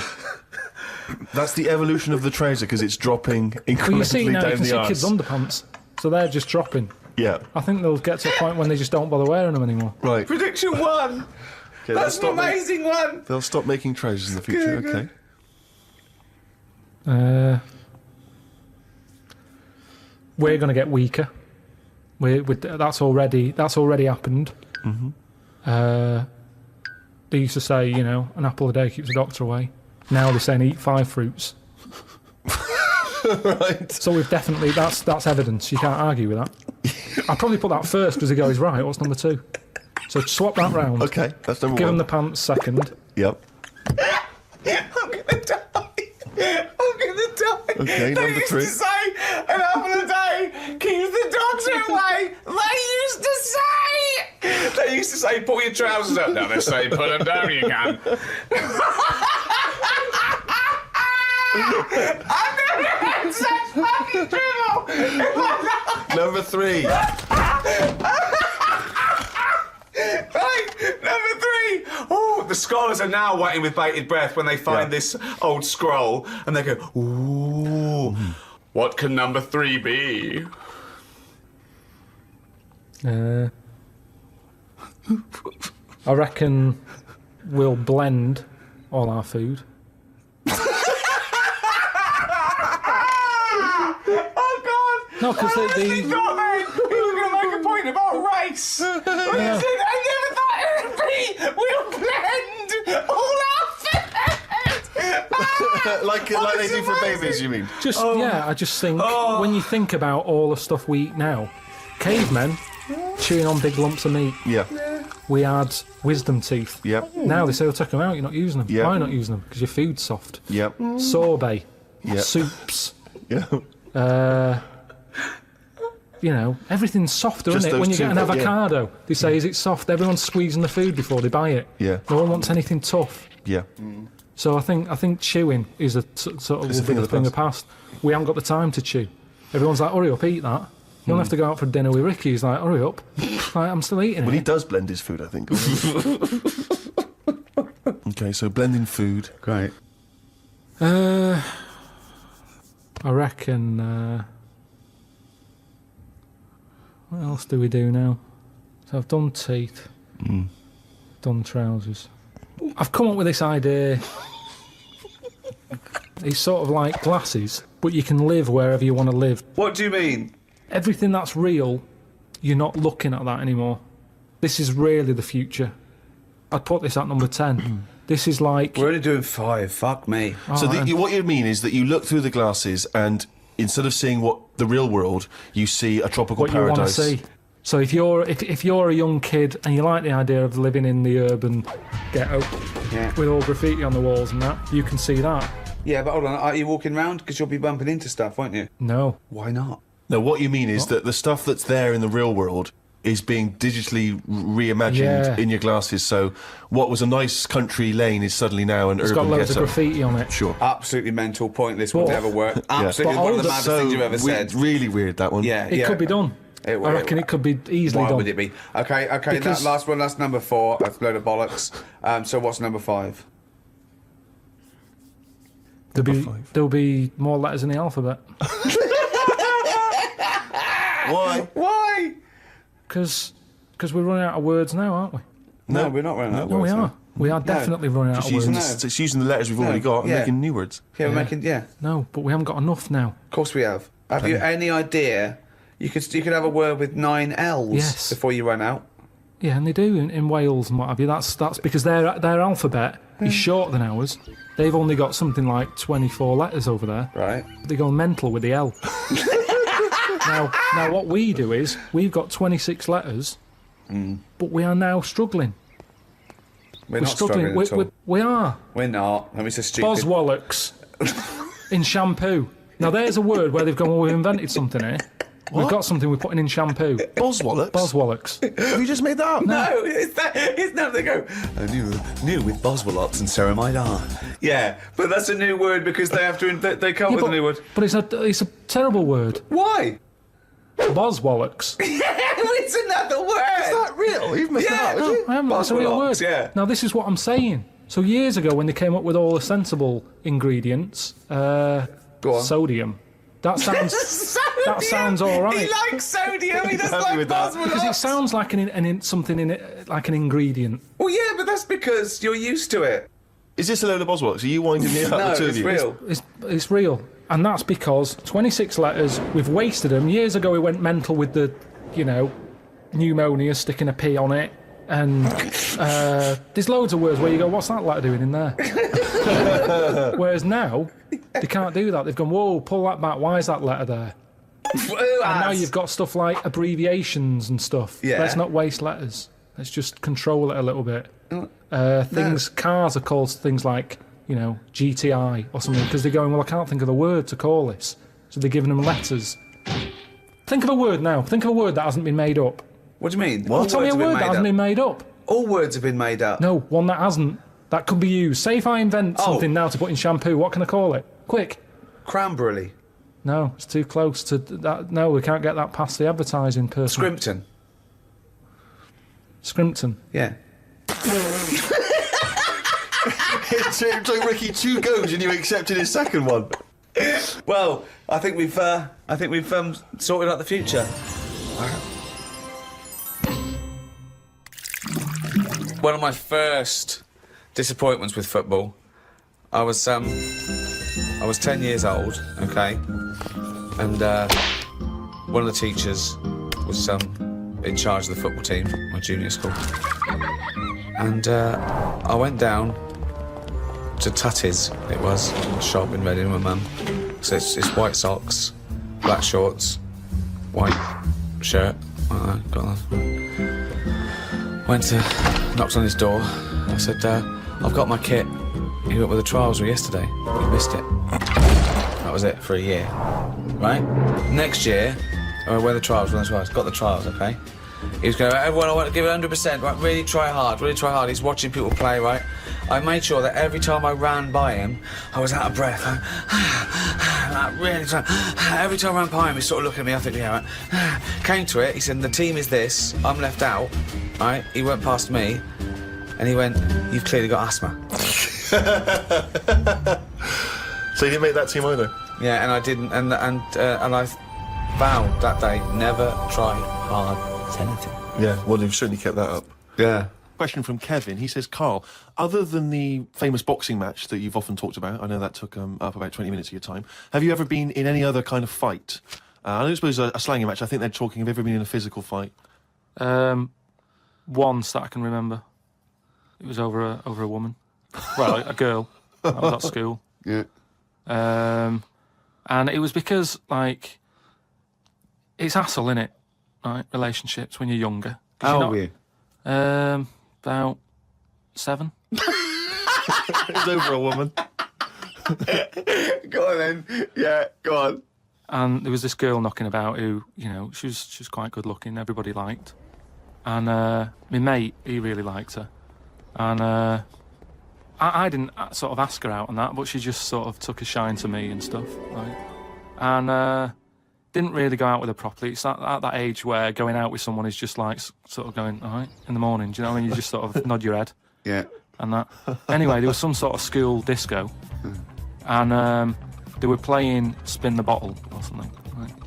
And I sort of wandered over to see what was going on. And I stood on this girl's dress and put a hole in it. And she started crying. I was like, oh, I can't be dealing with this. Right? What's up with you? It's old, what's up with you?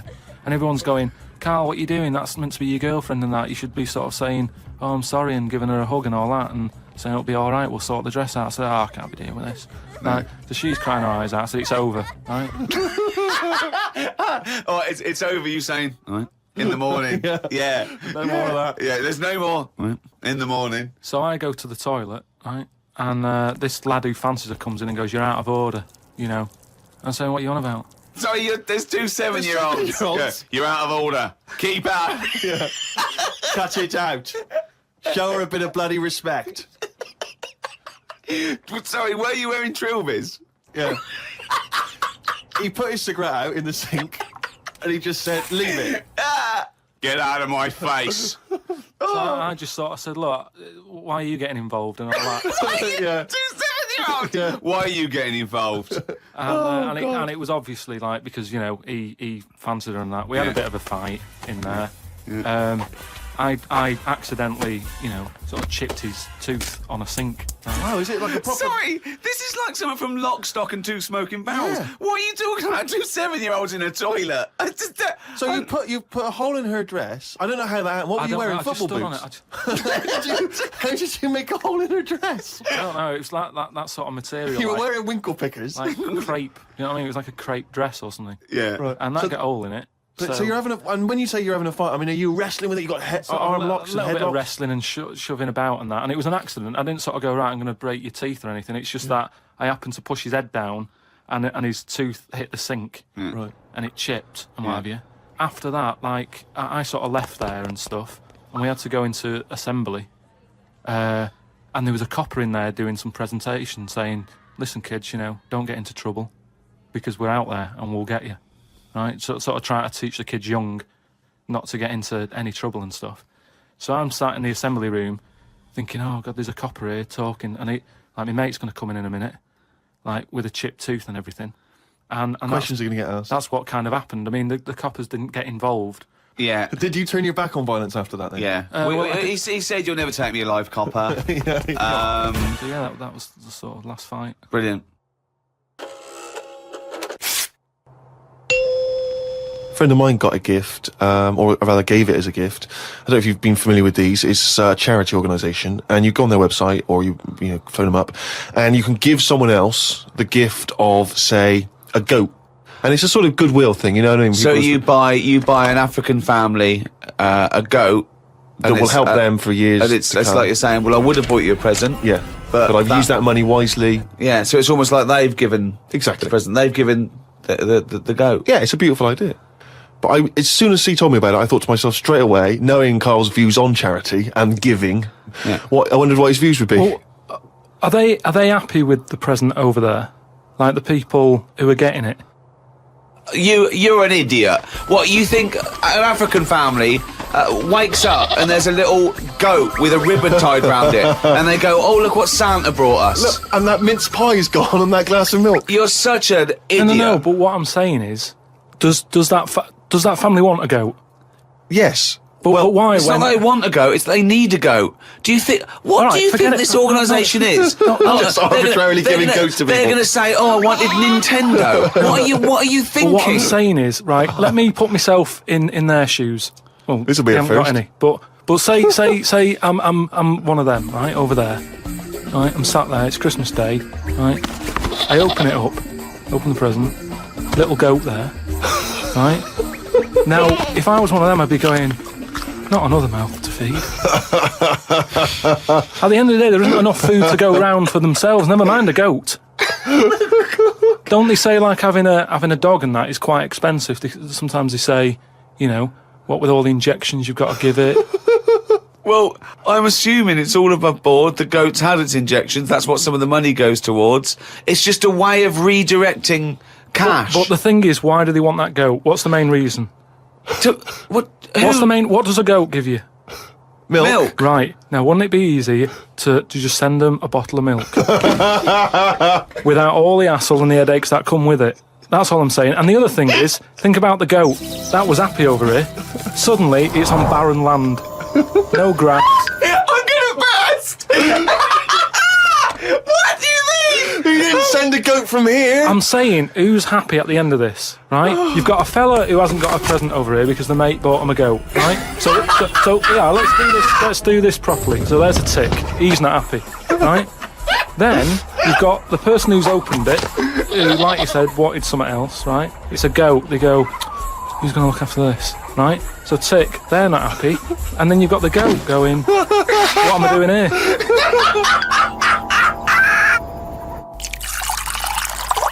Rick, we've had an email here from a bloke. I think you're going to respect him, because I think you can tell straight away from his name that he's the kind of guy you'd want to hang out with. Go on. I know how much you love fun people. Yeah. Well, Paul, and he's calling himself this, Paul the Party Animal Parker. He's emailed in. He's given himself that moniker.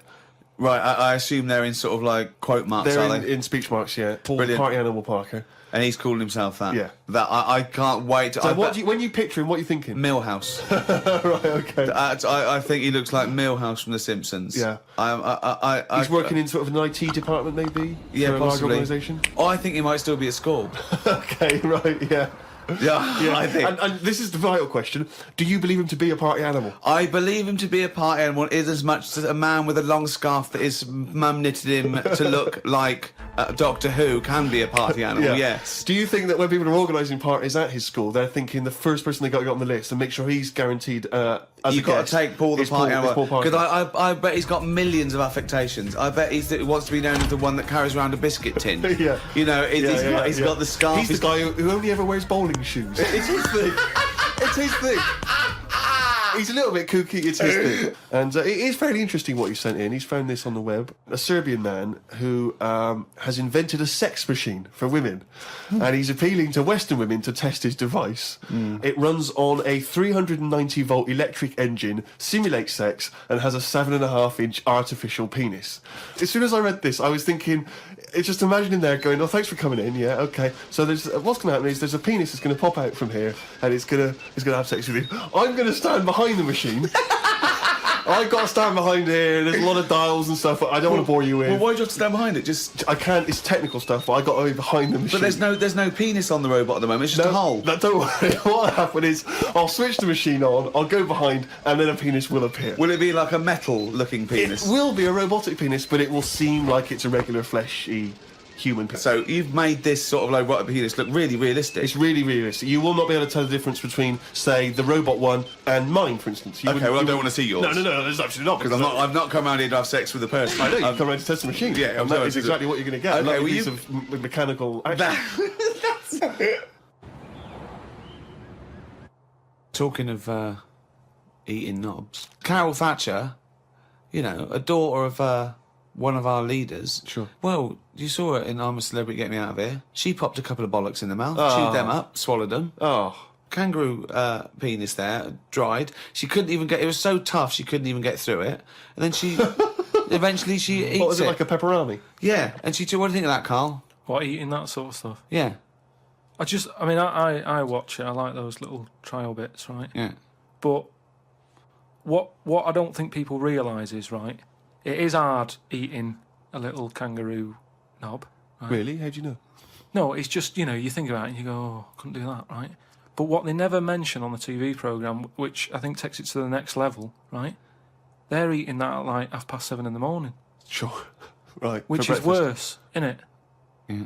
Do you know what I mean? If I was there and Ant and Dec said, right, Carl, eat the knob, I'd go, hang on a minute, give us a few hours, let me get some rice and that on my belly and just sort of fill me up a little bit more. I'll pop back at about 6:30 this evening, right. Have it ready. And I'd be happier then. It's just that thing of, you know, you don't want to eat animal genitals on an empty stomach. So what are you saying? You could... I'm saying like I could eat a knob at night, but just cut that there. We'll loop that. If any DJs are listening, just take that quote. I could eat a knob at night by Karl Pilkington. No. Maybe do a dance remix. Yeah, I think maybe you're sort of a house producer and you could maybe get some kind of high energy beat going, and then we could just send that out to some of the gay clubs. I'm sure it'd be really popular. Please, anyone send us, you know, that looped with a nice little, you know, funky house beat. Karl Pilkington saying I could eat a knob at night. But don't you see what I'm saying, though? The way the world... We've changed more than the world has.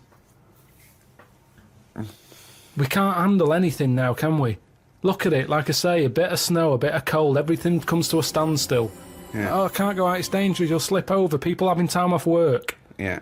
What would you do, right? If you run a business, right, your business could go under, right? It snows a bit, you've got 10 employees, you're paying them well, and they go... Can't come in today, Carl. Bit icy. I'll do it, okay? Right, they're snowed in, right? You're running the business. What are you running?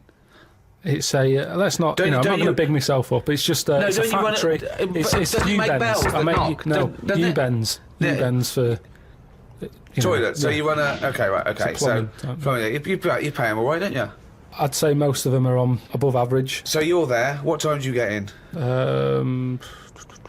About 8:45. 8:45, waiting for them to come in at 9, yeah? Yeah. OK, right, it's snowing. It's a bit snowy. You got there. It took you a bit... What, you'd set off early, did you? Or? Gave myself a bit more time because I had to put the heating on the car. OK, ring, ring. Ring, ring. Hello, KP Plumbing. Oh, is that Miss Pilkington? Yeah, it is, yeah. Who's that? Oh, it's Sheila. Listen. Sheila, shouldn't you be here by now? Yeah, no, I was going to set off. Well, we'll set off now. Stop wasting time. We've got a big order on. No, I know. We're all on a bonus here if we get this done. I'll see you in 10 minutes, shall I? I can't make it. What? I can't make it. Why not? The car won't start and it's slippy on the drive. I just can't get out. Get the transport. I'll see you in... I'll give you 20 minutes, all right? Don't worry about it. Thanks for calling. I'll see you in a bit. I'm also scared of the ice. I'm scared of the ice. I'm not gonna come in today. It's dangerous. So what are you gonna do? Well, I'm gonna wait until the ice and snow goes away and then I'm gonna come in. But they're predicting it's gonna be about 2 weeks before they clear all this. I can't really travel in this. It's a bit dangerous. Well, I'll tell you what. You stay at home. I'll replace you. Because I need someone to come in with a big... What, are you firing me because I can't get into work with this... Well, I got into work, Sheila. Yeah, I know, but you don't live with me, do you? If you did live with me, then you'd probably see how... It was bad where I was as well, I'm here. But do you know how bad it is here? When you come round and have a look how bad it is here, you drive my... Tell you what, you come round and drive my fucking car because I'm snowed in, you fucking calling me a cunt. And I'll tell you, if you fire me, I'll tell you to drive uni, you bald-headed wanker. Right, you're fired anyway for that. You're in fucking trouble then. Right then, see ya. Right, and then she's done with. She's weak anyway. Ring, ring. Ring, ring. KP Plumbing. Hiya, is that, Miss Pilkington? Yeah, it is, yeah. Hi, it's Bob here. Bob. Yeah, bit of trouble. In my area, it's absolutely snowing. It's possible. No one's getting out. I live near Sheila. Bob, listen. Yeah, well, Sheila's just been on. She's saying she can't get in either. She can't. I've just seen her out there trying to dig her car out, and she's She's really tried hard to get to work, but she can't do it because she's not very rich, and her car doesn't work. She hasn't got the right tyres, and there's no public transport. They've cancelled those. Wrong snow on this country. I'm not going to make it in today, son. So I'll see you tomorrow, right, boy?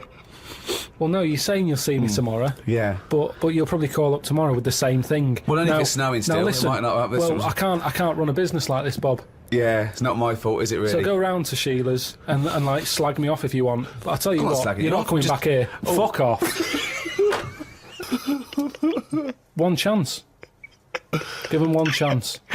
Oh. Well, you didn't even give them one chance. No, because they've done it before.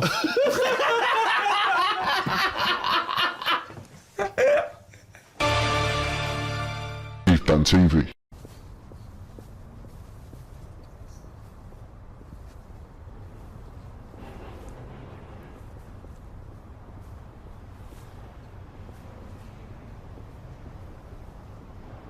When are you going to say cut? It's a long way, this. I've only got little legs.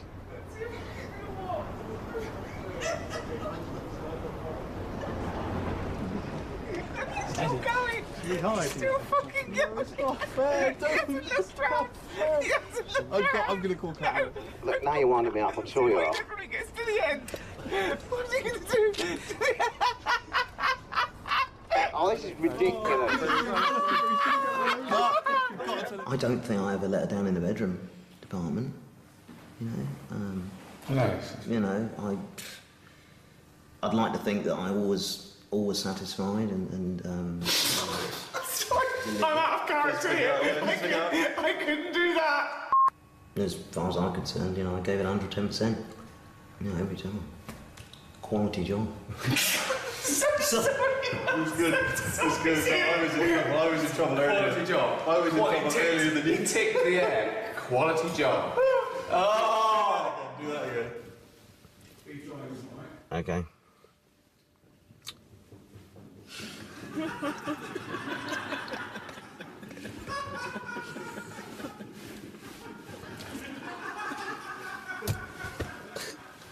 Alright, count there.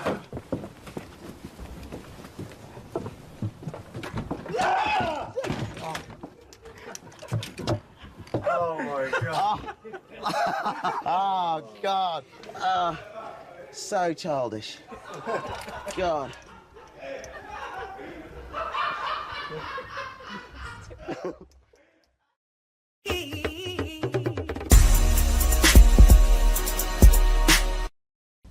Yeah. I'm alright, yeah. What have you been doing today? Just hanging around. You look nervous. You look uneasy. Oh, I am a bit, yeah. It's not normal, is it? What? What isn't? You're asking me how my day is, and a room full of people who I don't know. Yeah. Well, you're going to get to know them. You're going to get to know them really well. What, everywhere I go, these lot are coming, are they? Yeah. Well, they've got to. They've got to film it. Otherwise, you'd be by yourself, and we wouldn't see it on the telly. Right, Carl.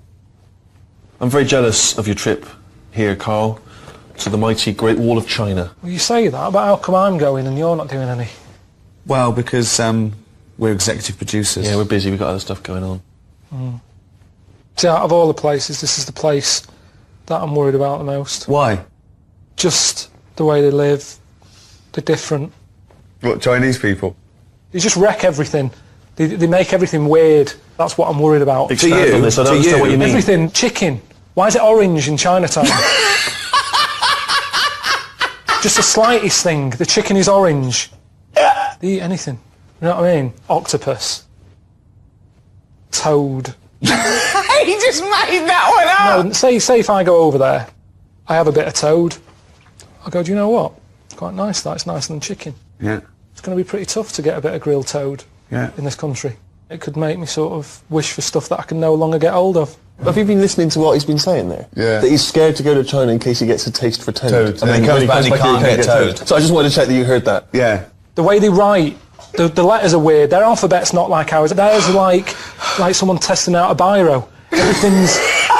there's no logic to anything that they do. There is. Listen, of course there's a logic to it. The way they read a book, it's all the other way around. From back to front instead of from front to back and up and down. And everything that we've done, they've gone, right, we're going to do it weirder. That's how it comes across. Well, some would say that they did it first. Their civilization beat ours by many, many hundreds of years. But anyway.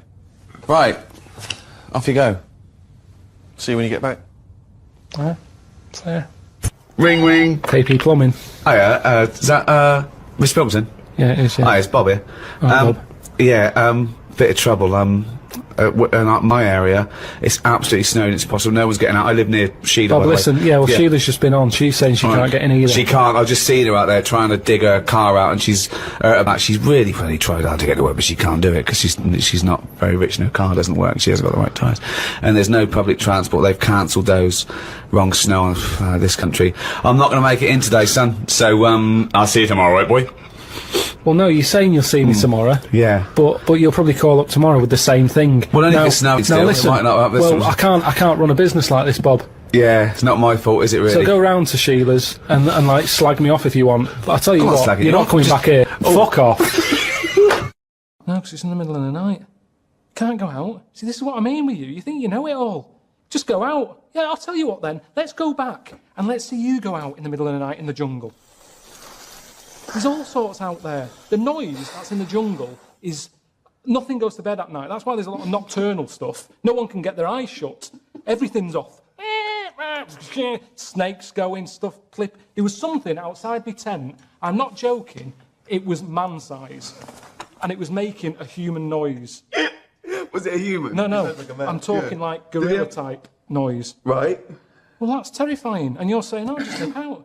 Yeah, but he could go in the tent if he wanted, couldn't he? No. What a thin sheet of nylon keeps him... All right, lads, don't go in there. No, because they don't know, do There's they? a bit of cloth. There's a bit of cloth. We can't get through that. Wait till he comes out for a piss. He's got an Evian bottle. We're screwed. I'm just saying, I had to empty my Evian bottle. In the morning?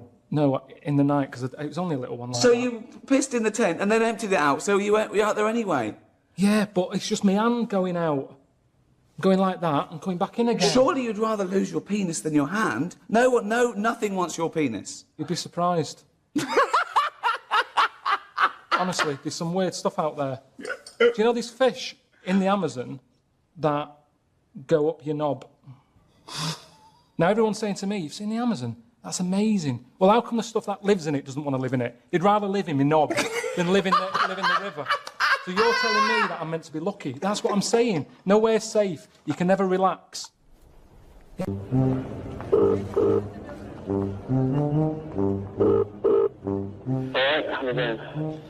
Yeah, I'm just none the wiser as to what I was meant to get out of today with Warwick. Why have they got in these to start with? They feel heavy. What do you mean? I went into the camping shop and he said, "Oh, carry this bag for me. Get me that off that shelf, won't you?" Well, he just kept giving me signs that walking around for hours. He won't be able to do stuff himself. I said to him, "I don't want you being a hindrance to me." Yeah, but I don't want to be lugging your stuff about. I'm looking after my own stuff. Well, exactly. So why have you sorted him out for me? It's a bit long, isn't it? He put wellies on. He had to tuck his bollocks in. There's nothing that's a standard fit that fits him, which means he's going to be saying, "Oh, me wellies are chafing." Not his ankles, his fucking ball sack. So I don't know. And I told him if he goes down for whatever reason and he needs me help, I've got to drag him. Now, what I did was... Carl, you're talking about it like you're in Vietnam. He's not going to go down, is he? I asked him to get in a rucksack in case he did go down, and he wasn't happy about that. I don't think I'll ever feel the need to get in the backpack. Honestly? Honestly. I don't know why he's not happy. I'm the one carrying him. I'm not getting in the backpack. Not getting in the backpack. Not getting in the backpack. It's not funny, really, if we're in the middle of nowhere and we have to... You know, he's talking about seeing orangutans. Now, I don't know how they act around someone of his size. I don't know whether they're just seeing black and white, and to him, he's one of them. I don't know, honestly, I don't know. But why him? What's the reason for taking him? What's he bringing to the party here? I thought it'd be funny. And there's this octopus there, and you're going around, right? And you just see it start spitting at you. Poison. What would you say to it? Well, it's too late then, isn't it? And I'd kick it. And I'd say, "You knobhead." I would, but what's the point? What's the point in getting annoyed now? Because it's done its stuff, hasn't it?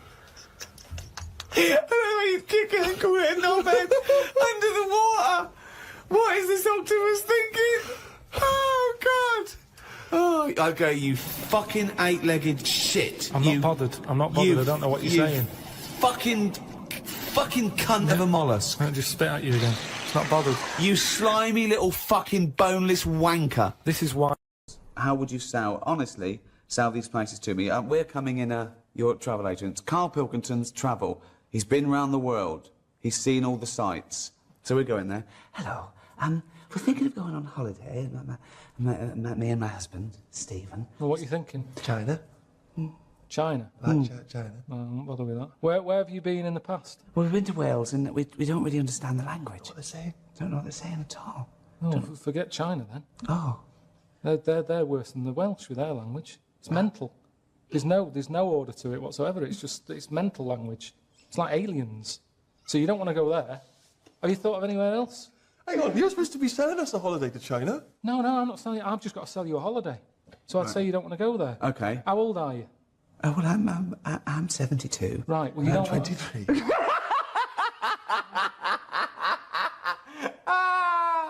Well, to be quite honest, I thought he'd be a bit more virile. Even though he's 23, his penis is actually 102. Why did he have that put on? Why did he have it put on? Is this any use? I don't know what this is. Oh, let's have a break. Oh, I'm sweating. They'll get something. Look, she's going to kick it. What a little shit. Go and have a word with her mum. I'm not making any more. If you were transported now into a slug, what would you do? And Suzanne, you're suddenly in the kitchen, but you're a slug, and Suzanne's sort of like there, just making tea and that. How would you let her know it's you? It's impossible. I'd just chuck myself into the salt pot or something. No, because what do you do? I'd hate that. That would be horrible, that.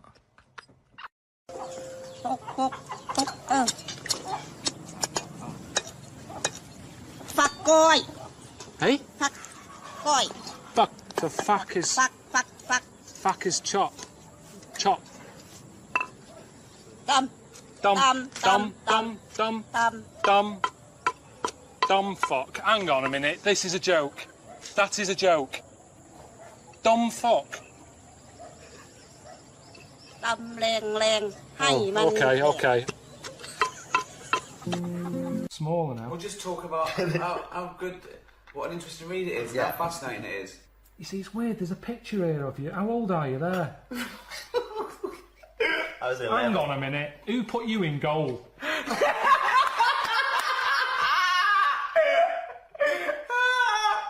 Hello, Carl. Have you got any food? Got any food? Got any sandwiches? Well, I starving. have, but if I give you my sandwich, there's someone else behind you, and they'll all come out. So what are you gonna do then? What are you gonna do? I'm going to help you. How? What are you gonna do? I'm gonna make you think about how to make food. Oh, okay, right. Have you ever grown anything before? No. Right, well, here's some seeds for potatoes. Brilliant. Oh, thanks, Carl. See you later. Do I just put them in the ground, yeah? Put them in the ground and water them. Oh, there's no water, you dopey cunt. There is some No, water. there's no water, you dopey cunt. That's why we're starving, you dopey cunt. Right, well, at that point, that's where I go, well, this is a lost cause here. Right. There's no point.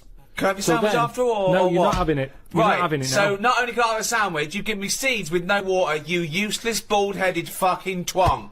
Right, but there's got to be another way round this. Go on, then. Either move. Right. Because every year they're going to be queuing up saying, I'm hungry, give me a sandwich.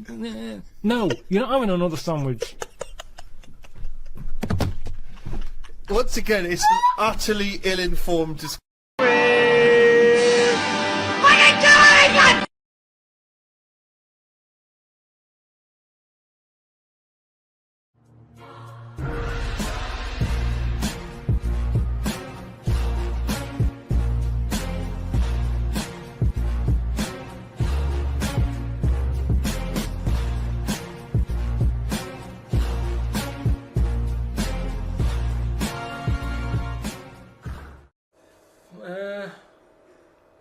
Well, here's the question. This is going to be dynamite. No. No, I know. This is like Plato. Go on. I know it's going to be good. Is being English a burden?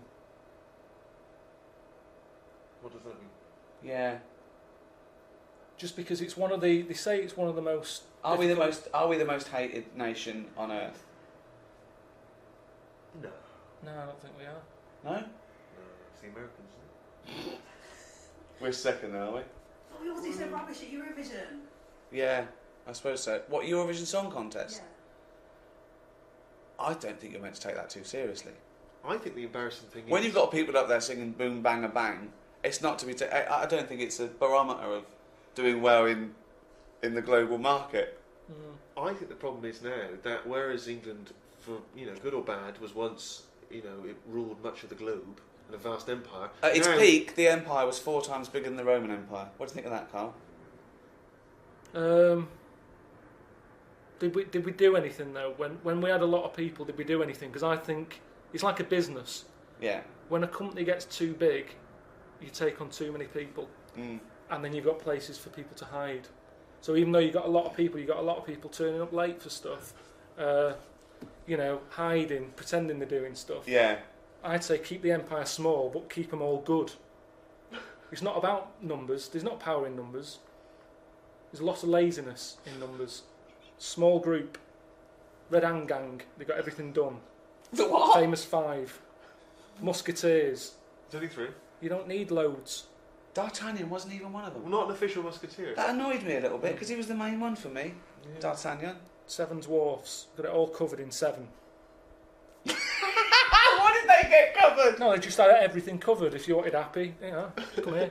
Feel like moaning, get moany over. No, there wasn't a moaning. Well, I don't know all the names. Grumpy. But I'm just saying to you, you got it covered in 7. Got it done in 7. Don't have 10. Magnificent 7. You're doubling up. Yeah. Yeah, it's always... But I'm just saying, so the empire, it's not about the amount of people. You don't need loads of people. England's tiny. But we used to be good at something. I don't know what we're good at anymore. Good at war. We're always good at war. We don't do that anymore, do we? Well, we did. We've had a war recently. We invented the language. Yeah, but it's a difficult language. It's one of the most difficult languages. Yes, but because we're English, we don't have to learn any other language because everyone else speaks English, so we can go abroad and just speak with our native tongue. I don't think it works like that. It's so complicated that we haven't moved on. Look at Germans. Apparently, it's a really easy language to learn. They're brilliant at making cars and that now because they're not still going, what's that word again? The amount of times I have to ask for a dictionary. Now, Germans, the language is really easy, so they can move on and carry on with stuff. Just get on with the car. Whereas we're messing about with language. It's complicated. It is the most complicated language. Look at the way, abroad, everyone learns 2 languages. Here, I haven't even learned ours properly yet. I'd go along with that. So that's what I'm saying. So how come other countries have got time to learn our language, but we haven't even learned ours yet? It's complicated. We made it way too complicated.